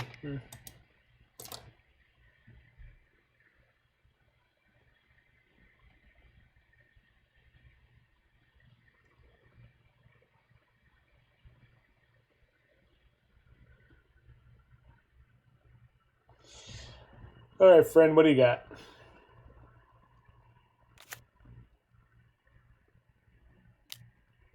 Abundant growth. Sure.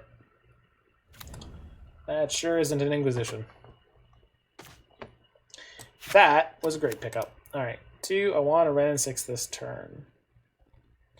Yes. Yes, I do. Let's get Scalding Tarn or Steam Vents. Steam Vents. 1 Steam Event.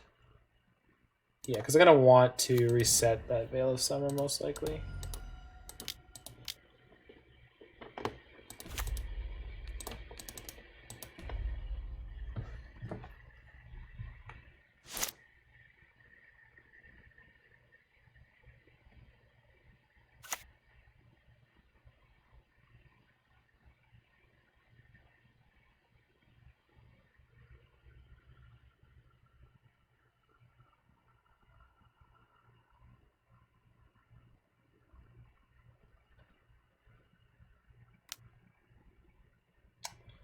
Yep, you got me. What thoughts would you like to seize? What say you, opponent? Do you wish for my Veil of Summer? You may have it.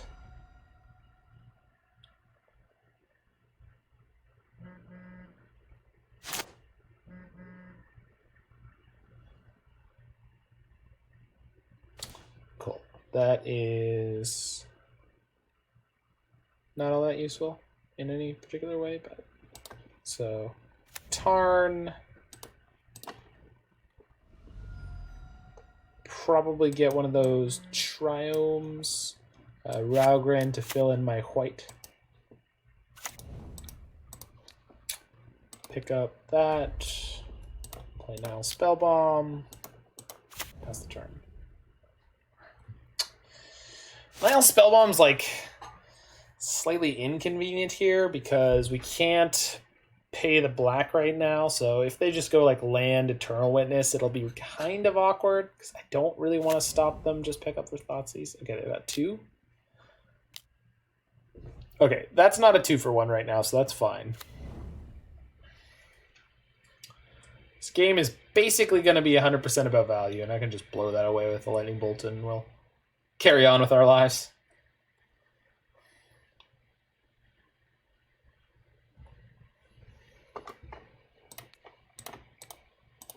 Just don't want it hassling my Wrenn and Six, because Wrenn and Six could just flat out win this game on her own. Their own. Its own. Yeah, let's just go put that Veil of Summer on top of my deck. Because it'll be able to protect my Wrenn and Six from Abrupt Decays and Maelstrom Pulses, etc. Starting next turn, obviously, but they need pretty specifically Abrupt Decay right here to beat the Wrenn and Six, which is... They're also playing an 80-card deck, so let's see if they have it. They also don't know that I don't have the ability to draw a card right now. If they have it, they should fire it off, but we'll see if they've got the guts. Do they have the chutzpah? I haven't run into that yet. I've been studying the the International Phonetic Alphabet, which is really cool, and something I've always wanted to do. And I've found some of the wonderful sounds in our English language, but I haven't found the ch yet. Okay. That's...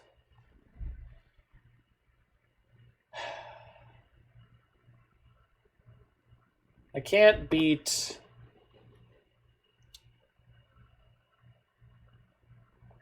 I have instant in my graveyard, and then this is an instant too, so...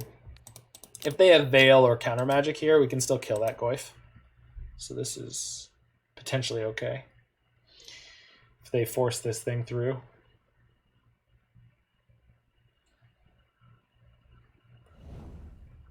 They did not. Good.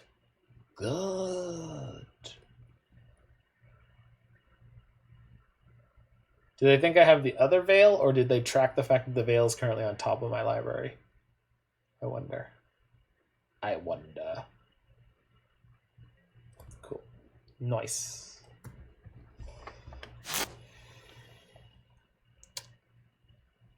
No. Okay, good. Whew. I don't like it when the game is like, wait. Nah, you can go ahead. You can take your turn. It's fine. You can.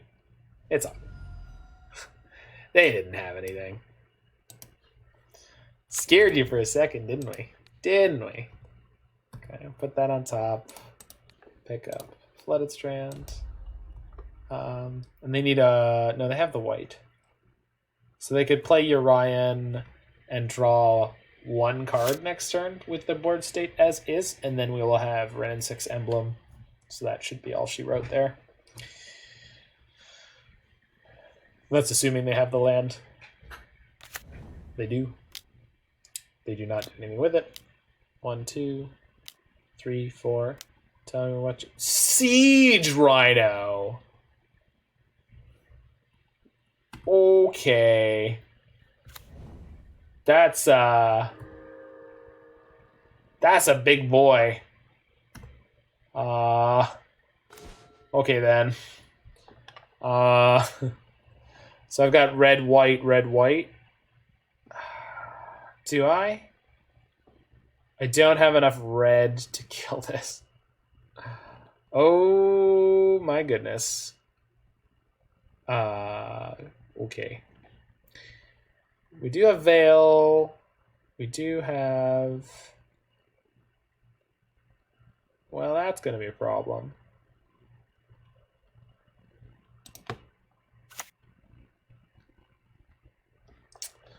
I don't have the second white. I will next turn. So I guess we could just take the 4 this turn. But if I have the second white, I want to have this... Oh, no. I don't need another land. Okay. Okay, we'll just get the Wrenn and Six emblem. We're likely not interacting with their Siege Rhino at all this turn.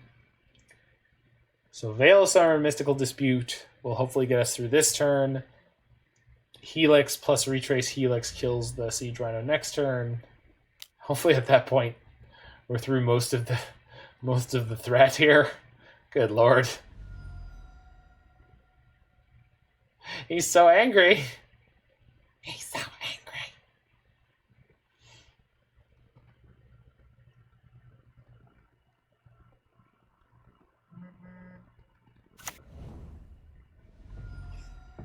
Oh, I don't like the look of that. Scoos! That is unbelievably rude. Wait, there's 2 creatures? He angry why? These are the questions. We can still beat the Siege Rhino. Did he stub his toe? He looks like he did.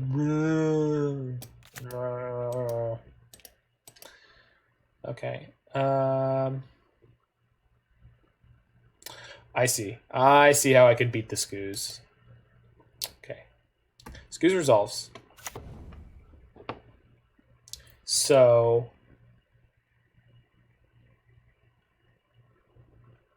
if they try to get rid of my bolt... I could have just double bolted the Siege Rhino. Well, I'm an idiot. Don't worry about me.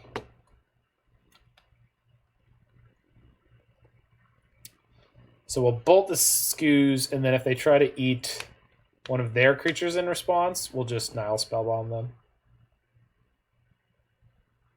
It looks like something got caught in between his toes. The poor bean. Shame.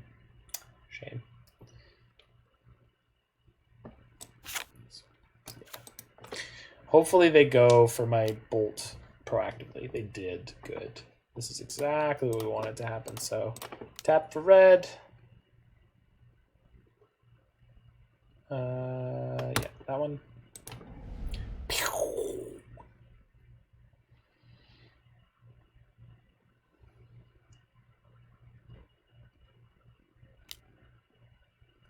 Okay. So if I eat that in response, they have to pay green, green.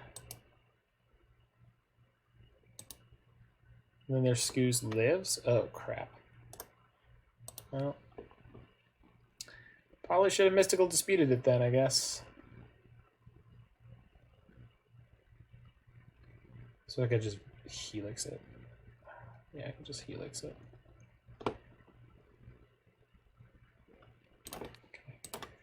Which means I don't have an answer for the Siege Rhino yet, but I guess I could just play my Uriah so they'll bump. Bonk. Oh, they let it resolve? They did not let it resolve. Not yet. Okay, let's see what they do about this.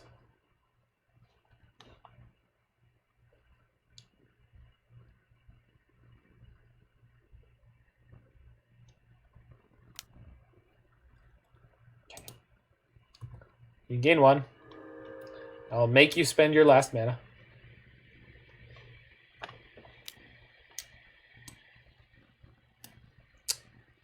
And we'll Helix that. Oops.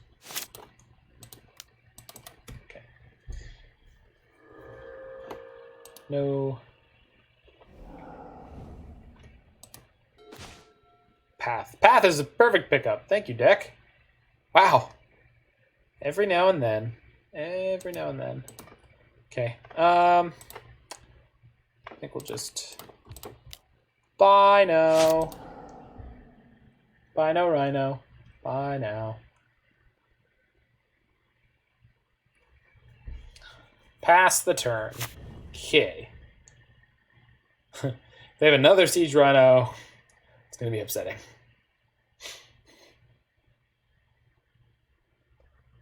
Boo-woo.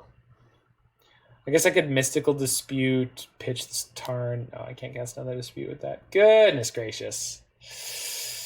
Actually, that's fine. I can eat a bunch out of my graveyard. I can just Helix it.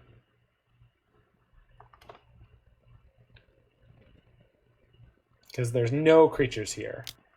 None. Oh, my path? Sure. He's a hungry little loose. Look how hungry he is. No. No. Bad Scoos. Bad. Helix you.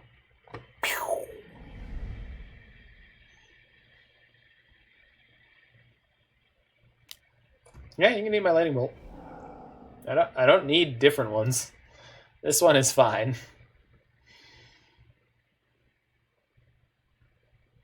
Are we good? Can I resolve my Helix yet? Please eat my Scalding Tarn. Sure, you can have my lance. So you have nothing else to do this turn. Understood. That's a good one. Best possible draw? It's in the realm. It's in the realm of best possible draws. Okay, so we just need to find a Wrenn and Six in this game is over. Chupa thingy. It's not really all that threatening. Do I want to just draw a card? Probably.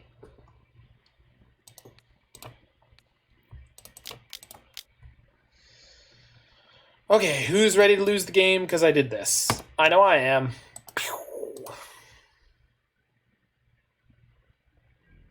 Okay, we didn't lose. Whew. We made it! Yay!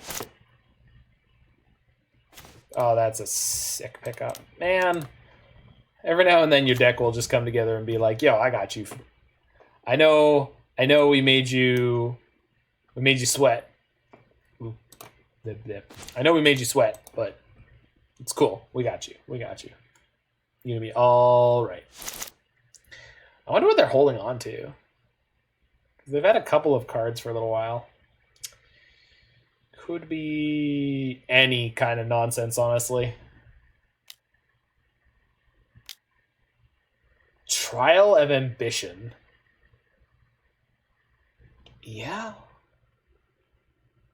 It's like they're playing the Pioneer Urian deck.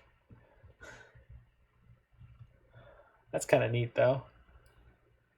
All right, you got me. You got me. Stoneforge is dead.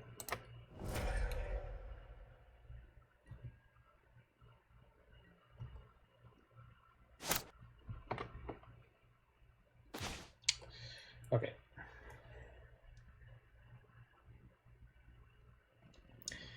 So if I play a land, then I have access to Veil, Dispute. I can scoop the Cryptic on top of my deck with my last Mystic Sanctuary. So I think that's fine. So let's play the Scalding Tarn. Go 1, 2, 3, 4. Veil and Dispute. So this will get a blue if I need it. Cool. Batterskull. Here's my germ. Meh.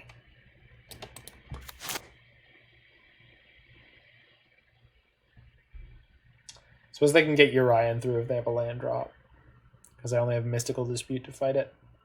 So, no land drop. Sick. Love it. Siege Rhino. Don't love that. Yeah, you got him. Man, that is bigger than my germ. Why is it bigger than my germ? I don't like that. Okay, let's go to 7, get my other Triome, I suppose. Tap. Well, that's a plus. Reset Cryptic, bounce it. Is that what I want to do? Think so. I still have the Urian hanging out. Just want to block the Siege Rhino, gain 4. I could bounce at EOT. Plus I can bounce my Batterskull. Seems like a safer way to go. I could also pitch my land for the Lightning Helix. Yeah. Alright. Slow and steady. Slow and steady, friends. No need to throw this game away. Trying to win. We don't try to win here. We just win here.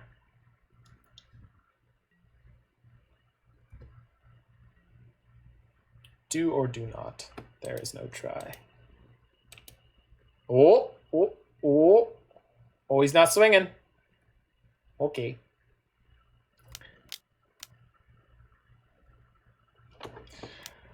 Second Rhino.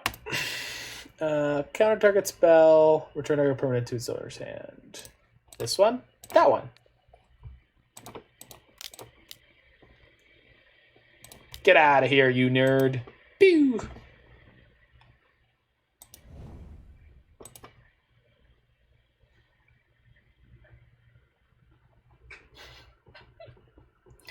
Sad Rhino. Okay. Oath of Kaya. You gonna shoot me with that? I guess. Yeah, that doesn't affect the board. I mean, obviously it's gonna put me to 4, but I've got this germ token who's gonna put me to 8, so I think it's okay. Oh, we're just running off cryptic commands, huh? All right, I'm okay with this. This is fine. This is what we want.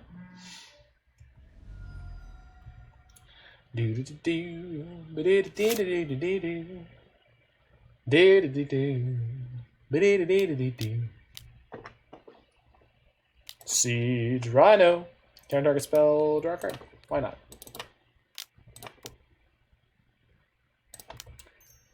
Oop, need more blue. Not enough blue mana. Cool. More land drops. Sick. That's exactly what I want. Yet another Rhino? Chupa thingy. No. No. I think not. I think not. 0 cards in hand. I believe we may have won this one. I'm not sure, but it's entirely possible we got there. Thank you, Wrenn and Six. You gave your lives for this victory. Many of you may die, but it's a sacrifice I am willing to make. Another Chupa thingy. Oh, they have 0 cards in hand? Well done. Card target spell, draw a card. Oops. Boop. More Cryptics. Oh, they're not interested in doing anything anymore. Got it. Okay.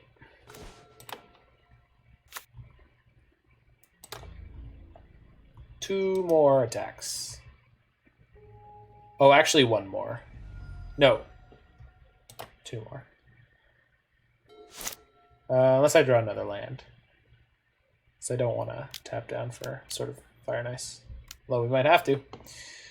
Oh, Urian. Cryptic.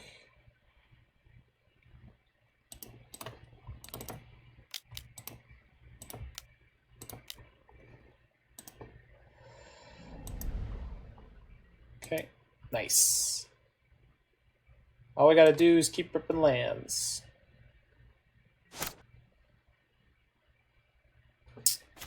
Oh, actually, that changes things too. Yeah. Sword. Equip. Crack you for 8. Boosh. Target you. Crap, we're falling behind on time. We were way ahead. And then we were winning and it was taking a while. Scoos. Crap.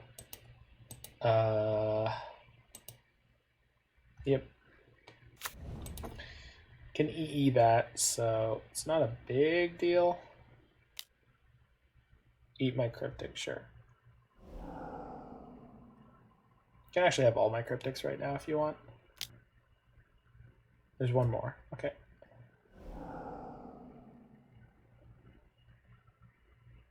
And the problem here, they're just going to have to spend too much mana doing this. Yeah. Okay, so you've eaten all my Cryptics. But you have no way to survive the double Helix.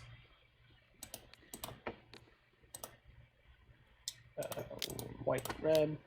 I mean, they can exile it again after this, but they can't stop me from EEing their Scoos, so I don't need to deal with them anymore. They can take all the time they want here. Okay. What if I just killed you? Boop. Boop, boop, boop, boop, boop, boop. Cool. So we are up by 40 seconds going into game 3 here. Let's hope it's enough. We saw slightly more... Oh, Aether Gust is real good against the Battleskull. Lightning Bolt seems to continue to be mediocre. Wear Tear would be okay. Engineered Explosives looked okay. Verdict is fine. All of this is fine. We're good.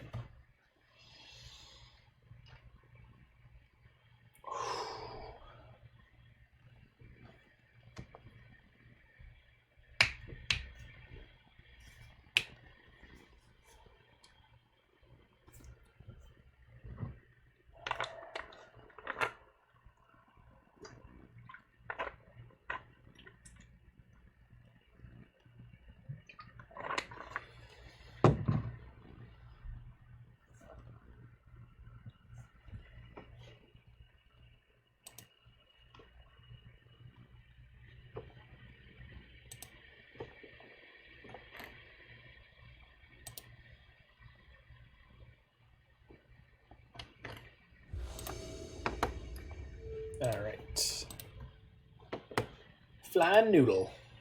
One noodly lad. One lander. No, thank you. Opponent also went for mulligan. Super duper. Hey, we finally drew an Arcum's Astrolabe. I knew I was playing this card. I knew it. Okay, we're going to keep this. Let's pitch this Cryptic, which is not useful anytime soon. Let us not get discard spelled into the ground. Cool. Certainly starting off on the right foot. Drawing the Sword of Fire and Ice is less than ideal, but I'll take it. Aha! There's the other Cryptic, so we certainly did not need that first one. Charming Fence, yeah. Oh, I remember you guys.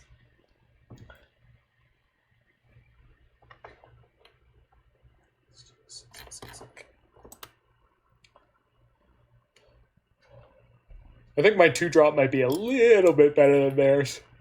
Mine actually draws a card. And it tutors up Batterskull.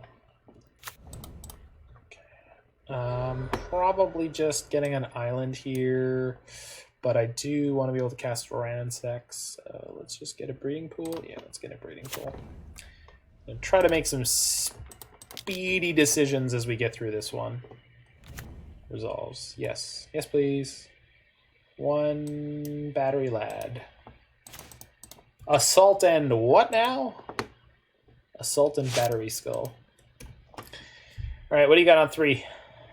I know you don't have Chupacabra. Because that costs 4. And if you had Eternal Witness, I wouldn't care because you have nothing to pick up.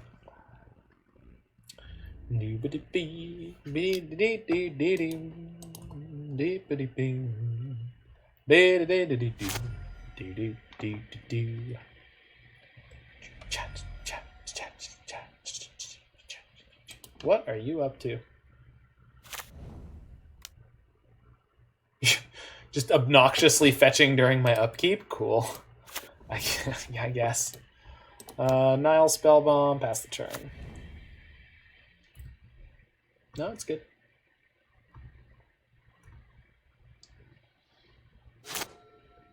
Ooh.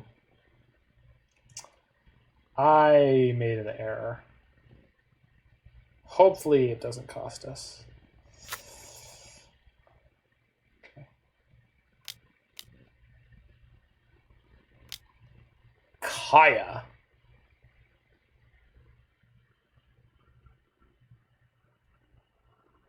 Resolves. Yes? Yep. That's fine.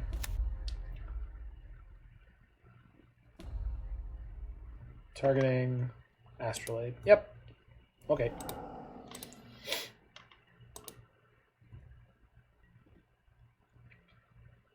Crap. Hopefully I don't get got here. Don't do it, don't do it, don't do it. Oh, thank God. We did screw up, though.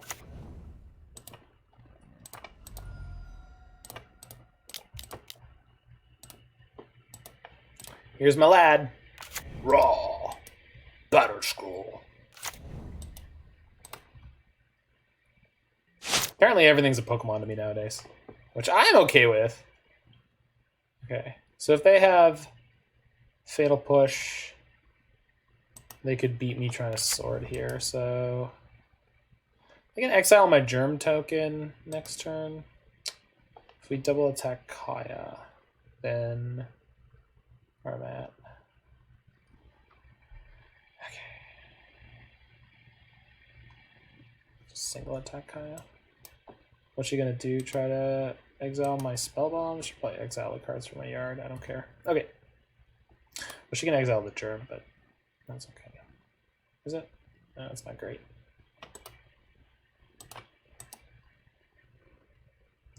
They're gonna lose the Charming Prince to protect her, so that's fine.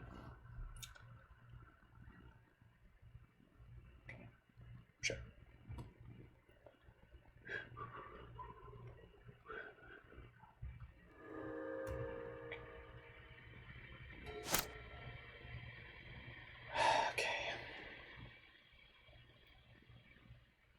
What do you has? Would you like to exile my Germ token? Is that how you get your kicks?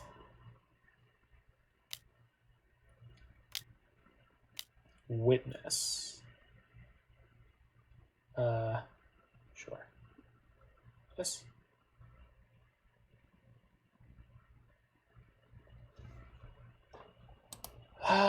Yeah, sure. That's fine.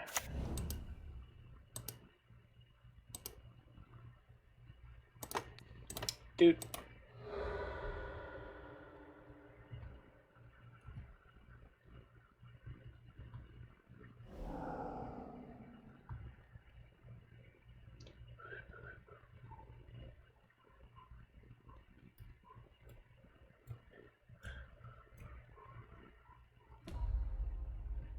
Okay, so kill my germ. Path it in response, which gets me mana for what?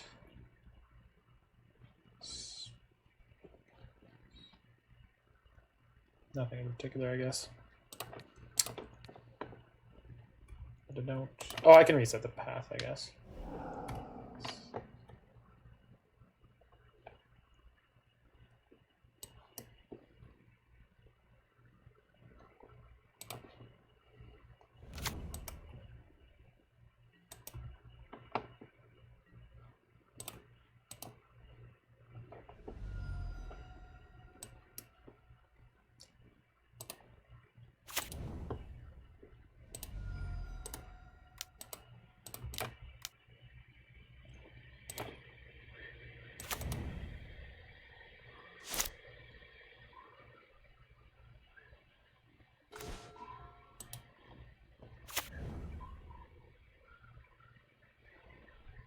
So I can equip the Batterskull, attack their Kaya, the block again.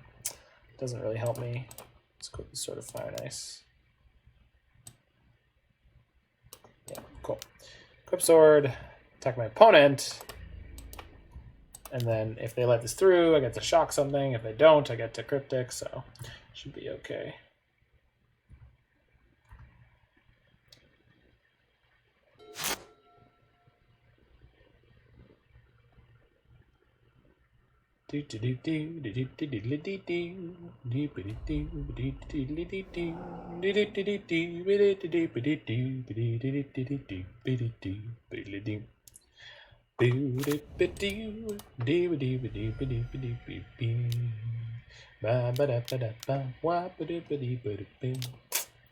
Okay, so if they have Veil, probably just screwed here. Actually, I can Cryptic on my turn to just tap their team. Letting them get extra value out of this is probably bad, though, so... I think I block with it anyway, so... Island... Counter draw.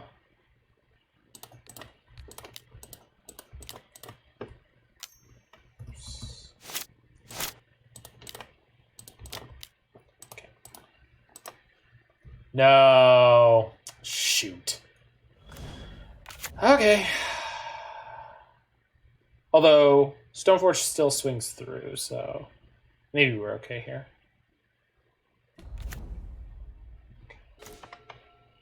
So, reset the Cryptic. Yes. Crap, Kaya's gonna be bigger. Well, that's actually not a problem.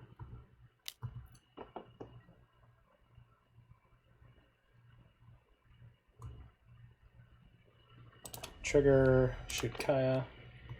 Okay. Draw my Cryptic, fine. Play Spellbomb. Play Astrolabe. That's a card to draw. Okay. So I'm swinging for 5 per turn, and they're at 14. So they're on a 3-turn clock. I'm on a 3-turn clock. Okay.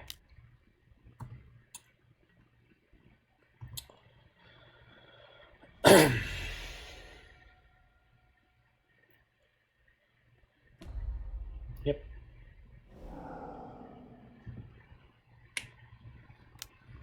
That's fine.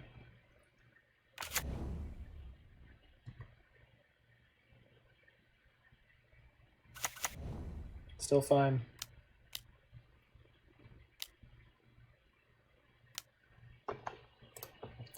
Okay, if they've got another one, I'm gonna be in trouble here, but no Veil. No Veil. Come on! Oh, that is so not okay. Well, fudge. Man, that is so impossible to beat. Alright. They had the Veils where they needed them in game 3, I guess. Followed by Inquisition. That's so rude. Guess. Equip. path is actually kind of sick. So let's attack for 7. Get him. Yeah, you're gonna block. Hell yeah, you're gonna block. Okay. Bash. Gain the 7, play Mystic Sanctuary, put the Cryptic on top. Pass the turn. So, still can get through this actually. Because we're cracking in for 9 next turn with lifelink. 7 of it as lifelink. Not all of it, but most of it. They want to exile my guys, that's fine. Unfortunately, they got to gain some life there, but we're gonna hit them for 9 and then 9, so it's okay. You want to field me? I mean, you can. Oh. Okay. I do have a basic planes in my deck, so this is gonna be just fine. We're gonna be just fine. Yeah, that's fine. Next phase is okay. I wonder if I'm meant to shock their Kaya. Keep it from ulting. Probably. Yeah, okay, good. Draw. Let's go attack them. Looks like we're still gonna get there, even though they had the double veil. I would like to draw a card. Yes, please. Holy crap, that's a good one. Okay. Okay. Yeah, we have enough mana to cast both, too. You could take all the lands out of my graveyard you want. They're fine. I don't need them. Would you like to attack me with your Sky Noodle? Yeah, it's fine. Yeah, take it.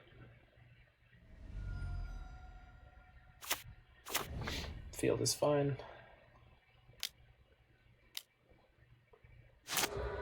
Yep. I'll get any legal land. I don't care anymore. Okay. Let's grab a black. Shoot the yard.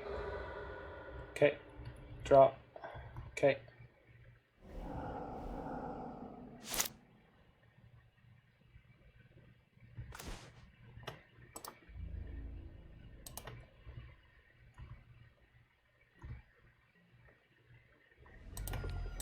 Kill the Kaya. Alright.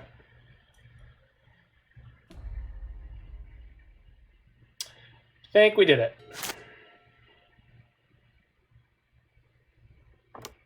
Yep.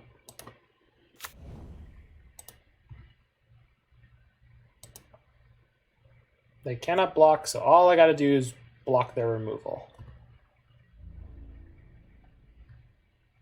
Yep.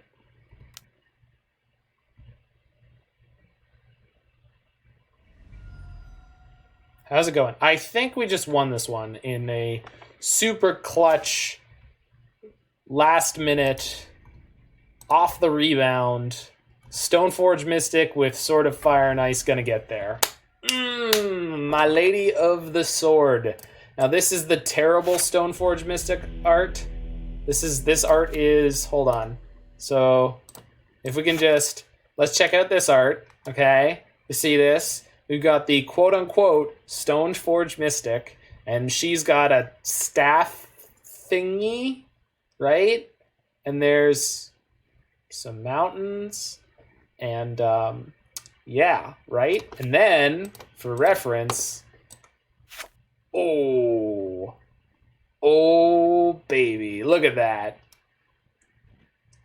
Like, just for a brief thing of the details in this, the promo SFM, I know someone who thinks that art is better, and they're just flat wrong, and that's okay. You can be wrong, but this is the art. This is Stoneforge Mystic. That's just so sick. That's so cool. Anyway, 3-1. So, yep. Let's continue onwards. See if we can get a 4-1 finish with this beautiful 4-color Stoneforge, Stoneblade, Snowblade deck with the Beat Noodle. And then we're going to play a little bit of combo, which will hopefully go faster. The first one looks more detailed, but more detail doesn't mean the best. Agreed. But there's just... It's not just about the detailing. It's not just about the execution, in my opinion, or like how they executed on the idea, so much as I think the raw idea of this one is just way cooler. Like, she's like meditating and forming this sword out of like hot molten stone, which is like what the core, that's like a thing that they do. They have stone shapers. Whereas the other one's like, ooh, I've got a scythe. Yep, I'm a Stoneforge Mystic. Take my word for it. Whereas like the other one is like, she's doing it. She's forging the stone and is mystical. Okay, we're against False Muffin on Gyruda. I think this might have been the Garuda player that I played earlier. Is that the case? No, that was I Principe. Okay, we're going to keep this one, bottom lightning bolt, hope that our path to exiles are relevant, and we're going to get rocking and rolling. The other one, a cool dog boar thing. No? This one, right?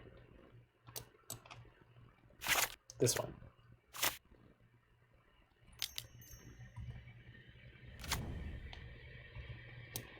I don't think she's a cool dog board thing.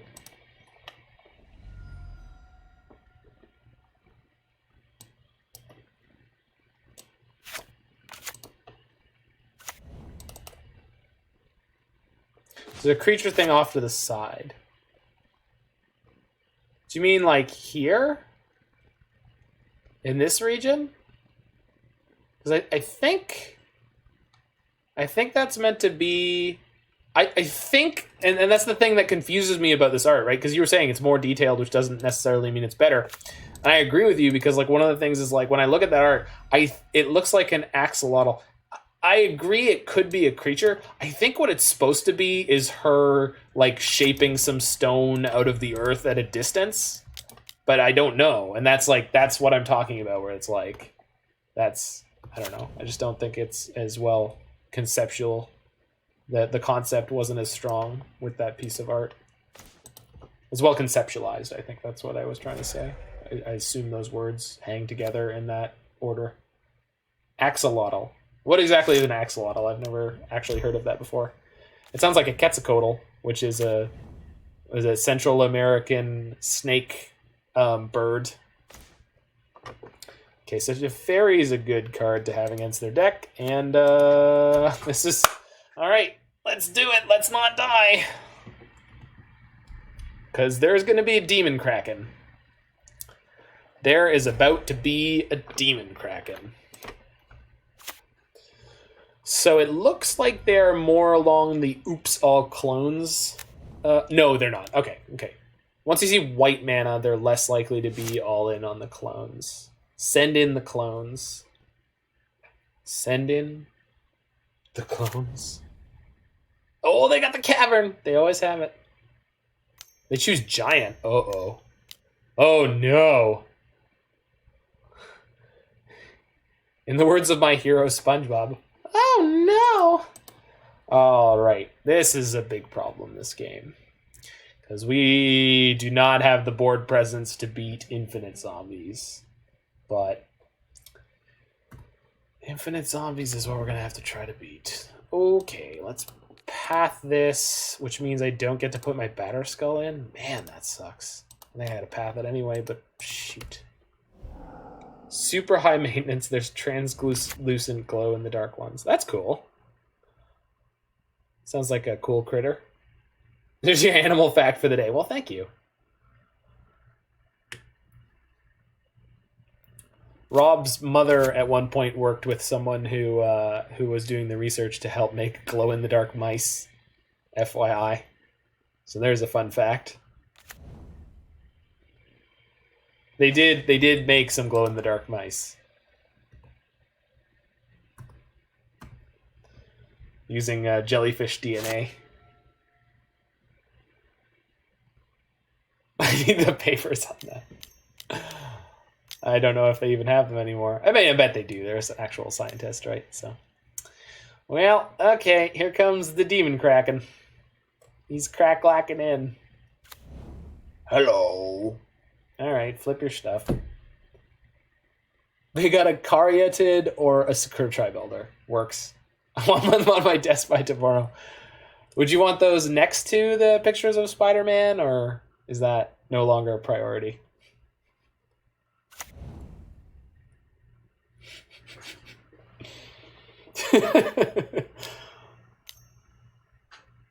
Farseed. Yo, get you some lands. Shit, that's a lot of zombies. You. Actually, it's not that many. It's only 3 so far. 4 so far.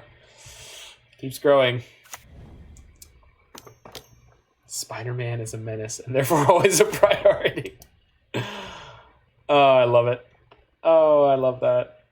That's tremendous. Alright, wait, 1. Here's my Batterskull. This one. This one. Let me put it in. Alright. Go.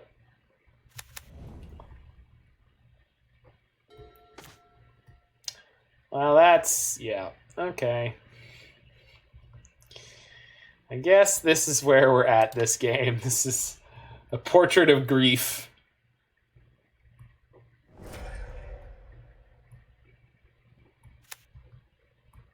So there are 5 zombies and zomgirls. Zomboys and zomgirls. So I can block 1 with a germ, which basically cancels out 3. Oh, they're not even going to attack with zombies. So you're just a jerk. I see. I see. Opponent is a jerk. Oh, no, they're not. Thank goodness. So we'll block a zombie. 5/5 flying lifelinker would be really good. I agree with you. So we're taking 4. We're taking 10. If I Helix 1, you should get one of those. I'm trying. I'm trying, my friend. So what do you have? Is it a land or is it worse? Well, here's the thing, though. My germ token gets to crack back here. So we're actually breaking even really nicely.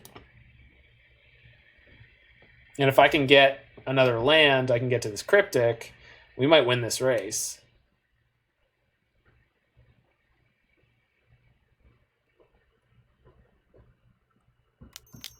Oh, no. What the hell is that? Oh, no. Yeah, sure. I mean, I couldn't do anything about it anyway. Well, if I had the white open, I could path. Okay, Gyruda trigger. They get another Sylvan Caryatid. Womp womp.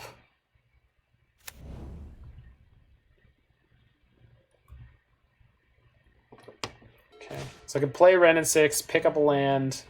I have access to path, which means I can attack this turn. Do not have enough anything in play. So we have access to path here. Path is the play. So I'm going to pick up Snow-Covered Forest. Play the forest.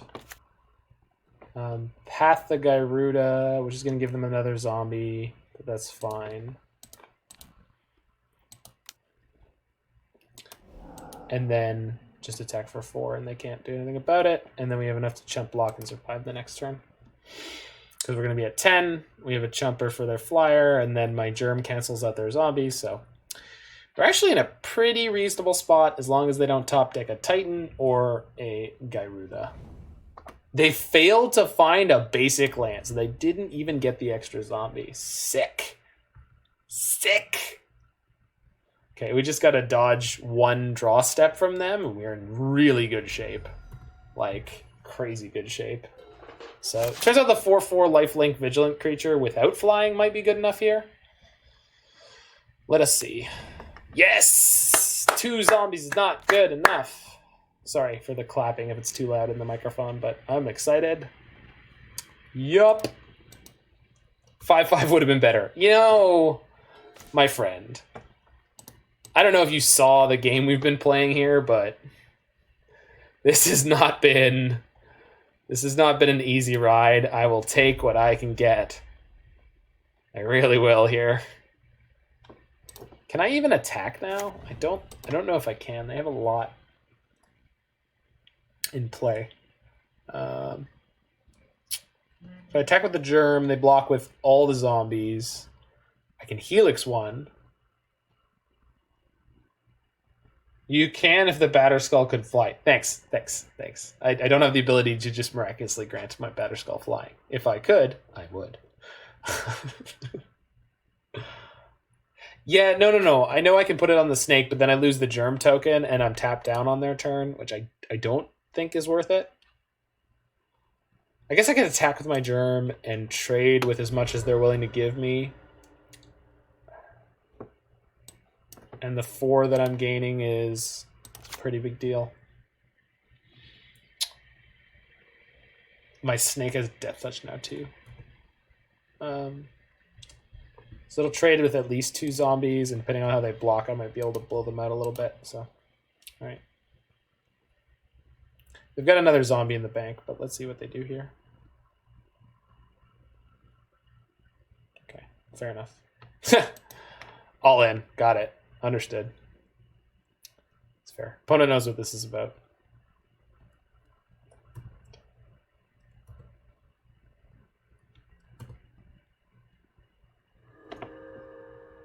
And then we equip the Batterskull to the Ice-Fang.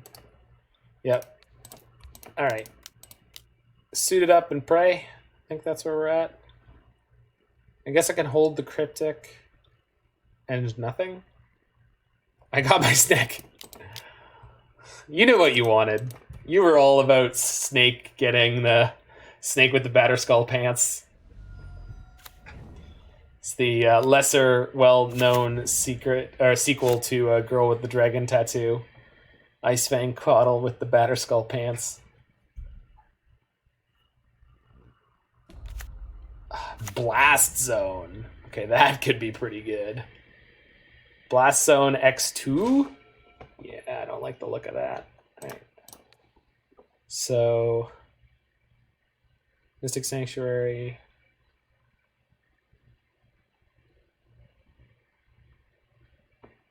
Flooded Strand? Mystic Sanctuary, Flooded Strand. Flooded Strand. Time to balance Blast Zone with Cryptic. I think so. Which is going to give them more zombies, but that's fine. And then next turn we can get them with the Mystic Sanctuary and just start looping Cryptics, because we're going to have Uro next turn as well. Yeah.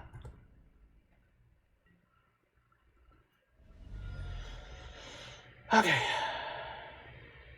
I think even a Titan doesn't really save them here either.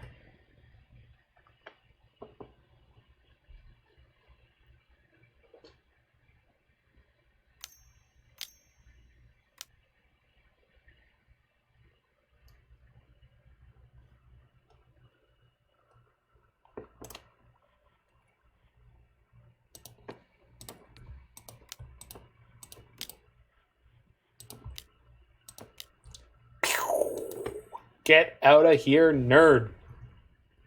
Boosh. Game day bucket go boom.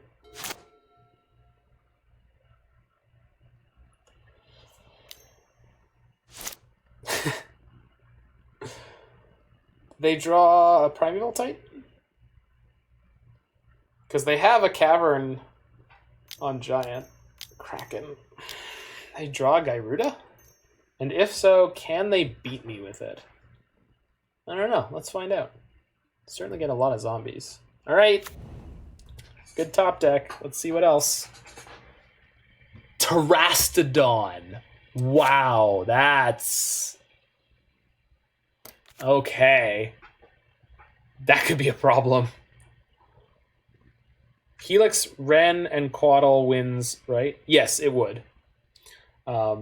I wasn't actually thinking that they would let that happen. And depending on how this goes, they might not. But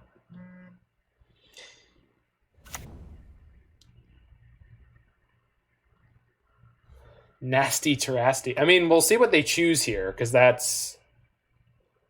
They could punt this game really severely. We'll see what they choose with the Terastodon. They'll see what they attack with their creatures, because they could really screw this up. Obviously, they're going to kill the Batterskull. I mean, they choose all your stuff and then commit murder, but they don't have lethal on board.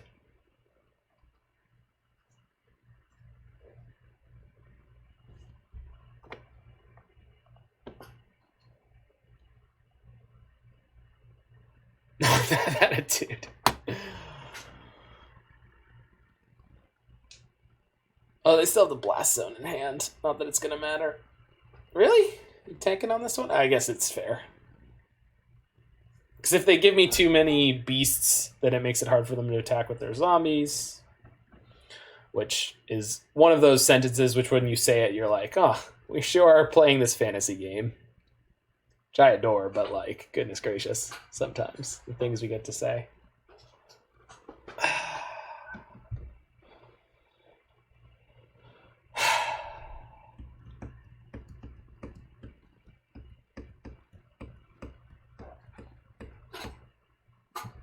I'll be back in 2 seconds while they're tanking on this forever.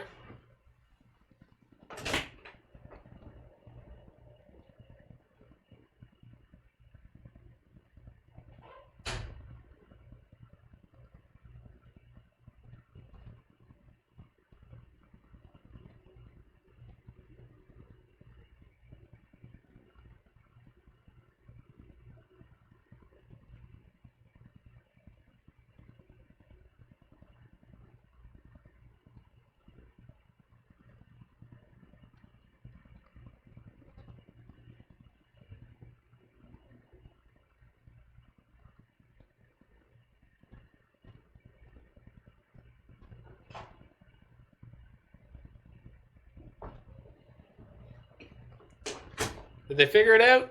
Do they know how they want to end my career? No, they haven't figured it out. Goodness gracious. Oh, there we go. Okay, they choose Batterskull, Wrenn and Six, and Raugrin Triome. Okay. So I have no say in any of those matters. So, okay. We've been gifted some beasts. These will be our beasts of burden.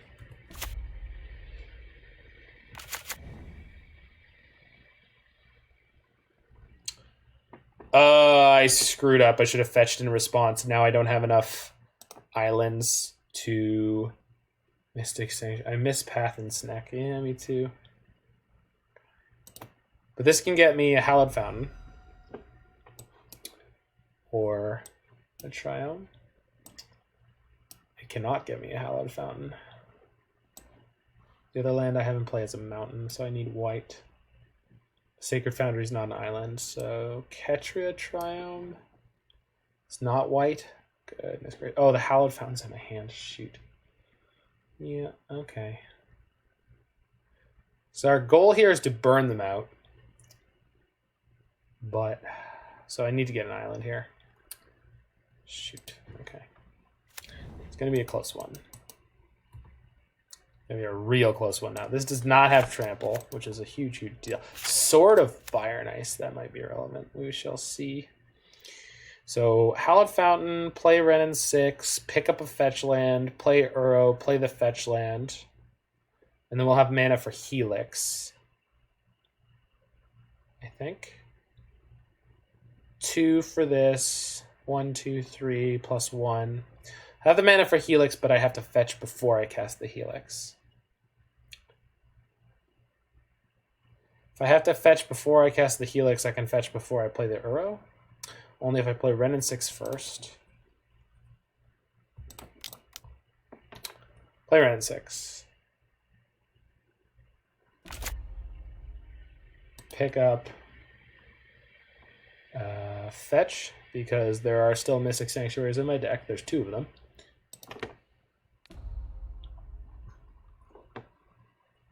Play a fetch. Crack the fetch. Fetch land gets me Mystic Sanctuary. Sanctuary triggers, puts Lightning Bolt on top. Yep. Play Uro. That taps for red, this taps for white, so we've got Lightning Helix here.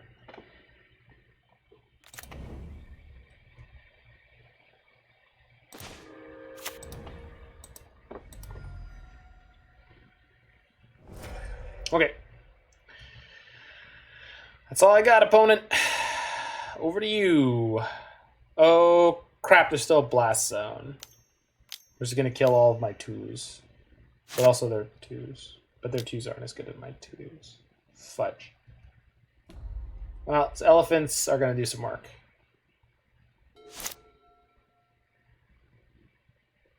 So we're at 20.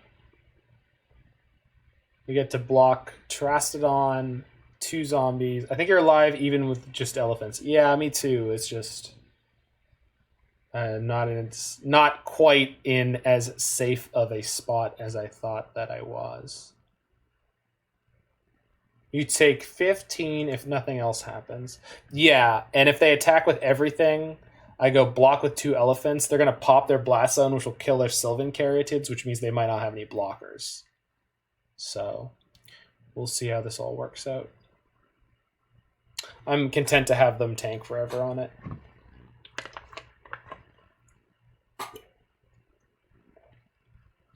That's also assuming that they swing nothing at Wrenn and Six, and if they swing nothing at Wrenn and Six, they lose.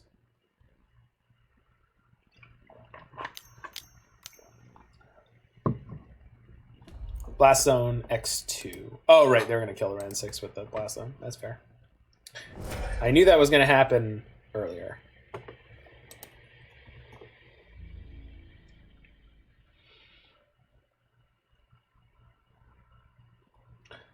So they should be smart enough to know they can't swing all out. And the more they hold back here, the better it gets for me. Yeah, that's fine. Okay.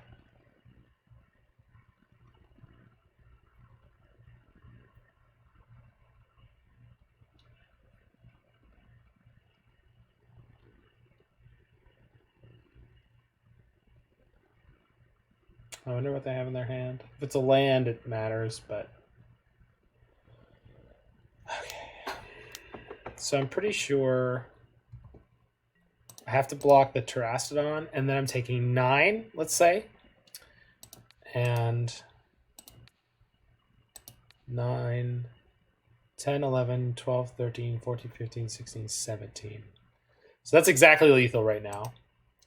If I Helix them... they don't have a response for that. I have Teferi to bounce a zombie, so if they get 2 zombies, I'm in trouble here, but I think otherwise we're good. Hey, a toast to the host who can boast the most roast. Zanman with the host. What is up, Zanman and company? I hope everything's going great for you guys. We are in our final match with 4-color Snowblade, and we're against Gyruda combo, and I think we just snatched it. Snatched victory from the draws of defeat here. So I'm so glad you could all join me at this exact moment where Teferi, Time Raveler, and some generously gifted elephants are about to win me this game. So that was a game 1 against Gyruda Cannon. No, well, it's not Gyruda Cannon. This is the slow, grindier Gyruda deck. So thanks, Zanman, for the host. Let's get into game 2 here against the Cannon. That art is awesome. Which one? Force of Negation? Or do you mean the host thing that I have? Because the host thing I have is adorable. I think I want Ashiok against the Fetch Land Field of the Dead Titan deck. The Elephant Dino? Oh yeah, the Terastodon is super cute. So my teeth kicked in. Long stream tomorrow. Oh, dude. Well, that's a shame to hear. But we've been reasonably tearing it up on 4-color Stoneblade here. So we're gonna see if we can beat the Cannon here. I kind of want to keep Force of Negation against those Aether Mage touches that they're likely to have in these games, although they're usually going to play them on my turn, so I cannot see those being super, super useful. Even though Lightning Bolt won us the game... Oh, the Nihil Spellbombs. These guys are no good here. You have no power here. I don't think I want to counter their counters. Stream Sniped, Top Decked On, and 3 Reality Smashers are all events I wish to avoid. Oh man.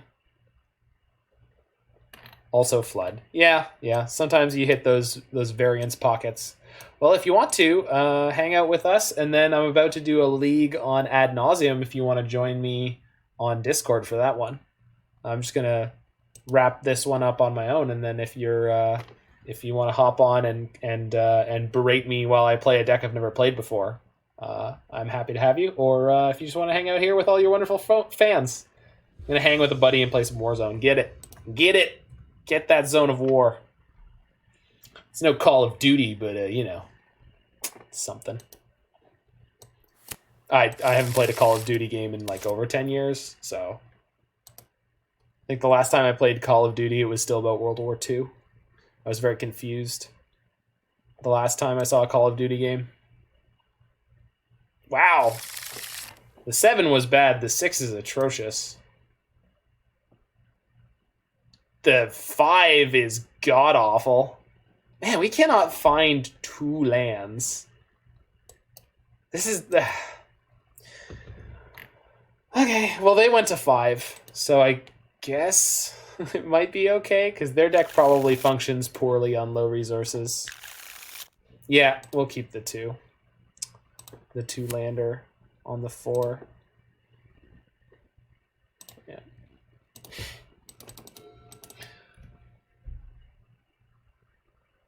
That means you stopped at the right time. Yes, I think so. Well, like, that was basically the cutoff point. Yeah, but that, like, our stream got sniped when we were 3-0. Ah, dude, how do you know? Did they tell you, or was it just, like, impossible not to know?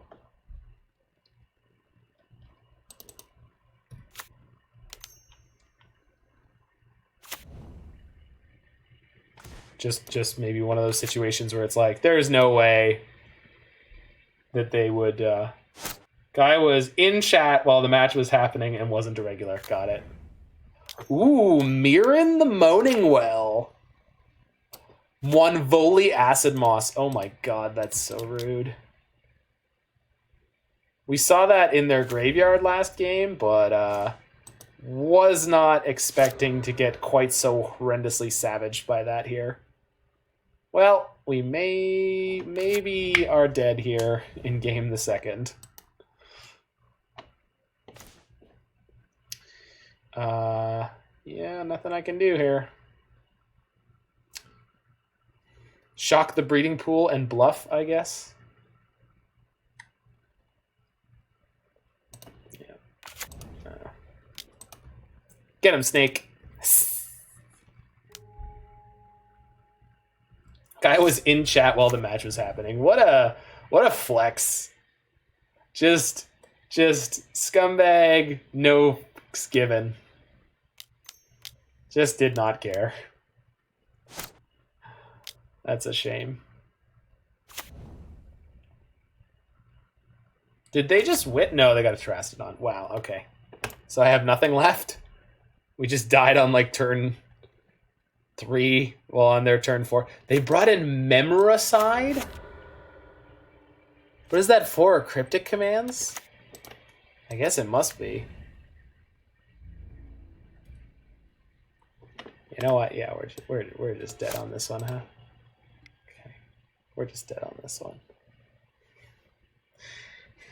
No reason to suffer through another turn or 2 of Elephant crushing me. Okay. I don't know. Draw better, little deck of mine. Like, I guess the crappy gut reaction would be board the forces back in, but I don't.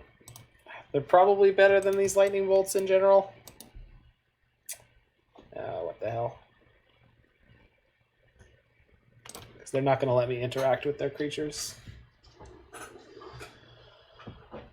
It's cool. I didn't want to win the game on the draw anyway.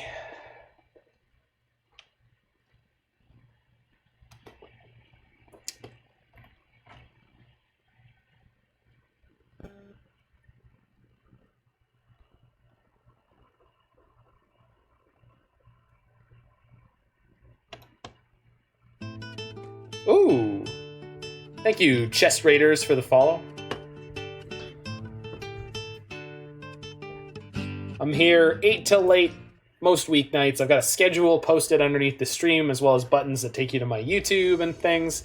I'm considerably more organized than my good buddy Zanman, but that's okay. He's young. He'll figure it out that it's all important. He's a better player though, so if you actually want to learn about Magic. Can I keep this one? Yes, I can. We've got 3 lands. We could play Magic.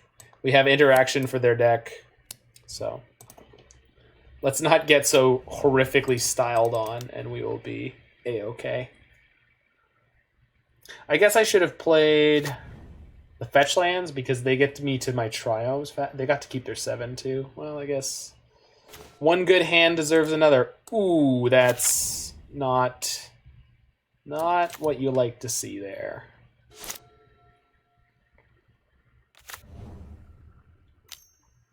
Castle, Garenbrig, Farseek. Yeah, Farseek's fine. I don't like letting them accelerate, but at the end of the day, we're not going to be able to stop all of it, so take what we can. Yep.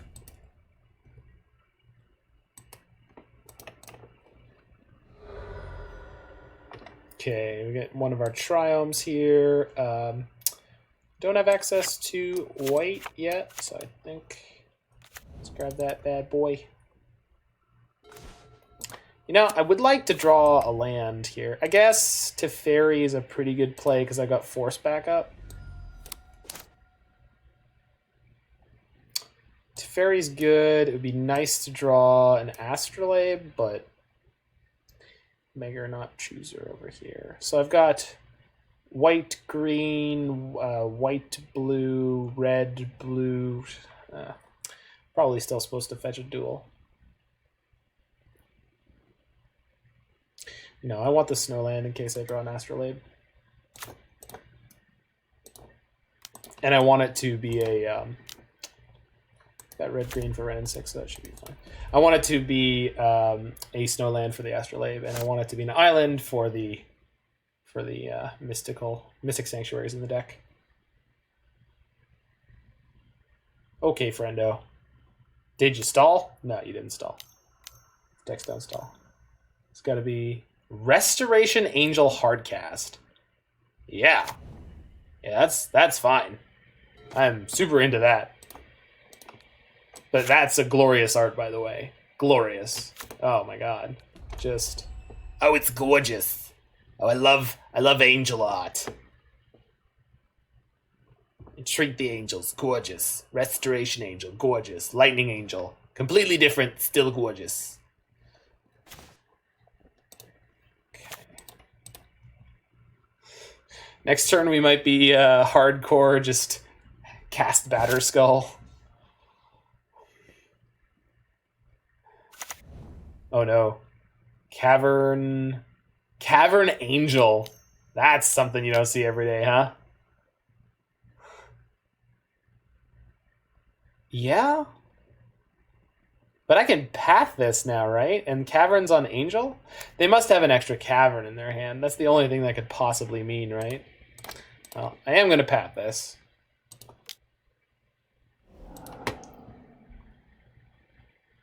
Which is, again, a little bit of crazy talk, but I think that's what we needed to do there. That's not a great draw. Looking for lands. Want to draw some lands. Then some Astrolabes. Okie dokie.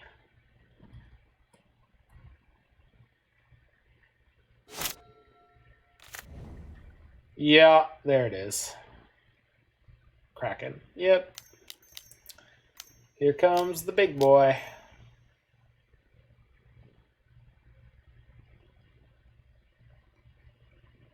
Question is, do I bounce it in response to the ETB? Probably not going to matter. Probably not going to matter.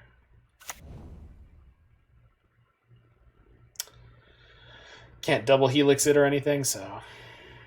Primeval Titan. Oh, of course. Of course. Yeah. Yeah. All right. Neither of their caverns is set to giant, but I don't think there's any way we're beating this one.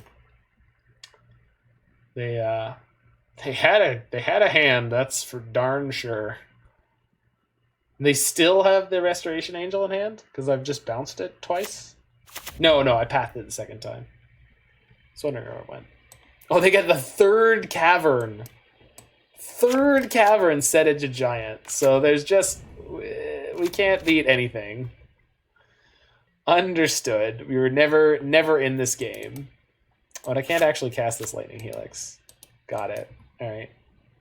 Well, technically there's a single copy of Supreme Verdict in this deck, which I also can't cast. I guess the lowest risk thing of theirs to bounce is nothing because we have Cryptic to tap their team down next turn. So, ooh, looks like we're not going to make it with this one.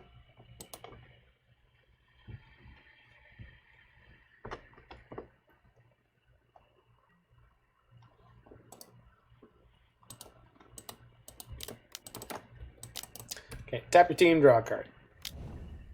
If I draw a fetch land, that can give me a Mystic Sanctuary. Mystic Sanctuary could start Cryptic Looping.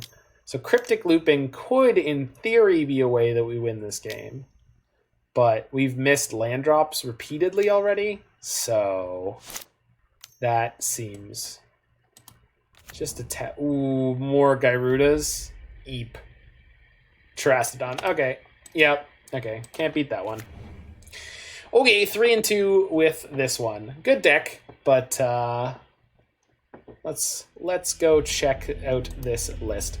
So Stoneforge Mystic has not been super popular in the metagame in the last little while. I couldn't exactly nail down for you what was less great about this deck than some of the other mid-range piles that I've been adding or playing, other than it's a weird split of being like kind of tempo-y, kind of more aggressive than a lot of the control decks I've been playing, not able to run the same density of controlling cards. So we've got these Lightning Helixes in the main deck and Lightning Bolts and Path to Exile. So there's just a lot of one-for-one removal here, with Nihil Spellbomb being your graveyard interaction. And it's sort of Fire and Ice, Feast of Famine, Batterskull in here with the Stoneforge Mystics, which is a nice package, but like, I don't know. It just, the way this all hangs together just doesn't seem as good as having Jace the Mind Sculptors or Urzas or etc. Although my good friend Brian Ching, who's one of my teammates when I play Team Trio events, is phenomenal with Bant Stoneblade. But I haven't seen him play Jeskai, and certainly haven't seen him play 4-color in a while. But it was certainly worth checking out. Timely Reinforcements was busted in some of the early aggressive matches that we played, and overall is definitely something fine. And we ran into, a bit of negative variance as we were along our way, as one is wont to do when playing Magic the Gathering. Anyway, for everyone who's hanging out in here now, we're going to take a little break, and then we're going to pop on over to Modern Ad Nauseam, which I've never played before. It's a linear, powerful, spell-based combo deck for the Modern format. If you're checking this out on YouTube, you can see this video a little bit later on. Make sure you hit that like button, smash that subscribe button, check out the other videos, and have yourself a great evening. For everyone here who's here live, we're going to move on to Deck the Second.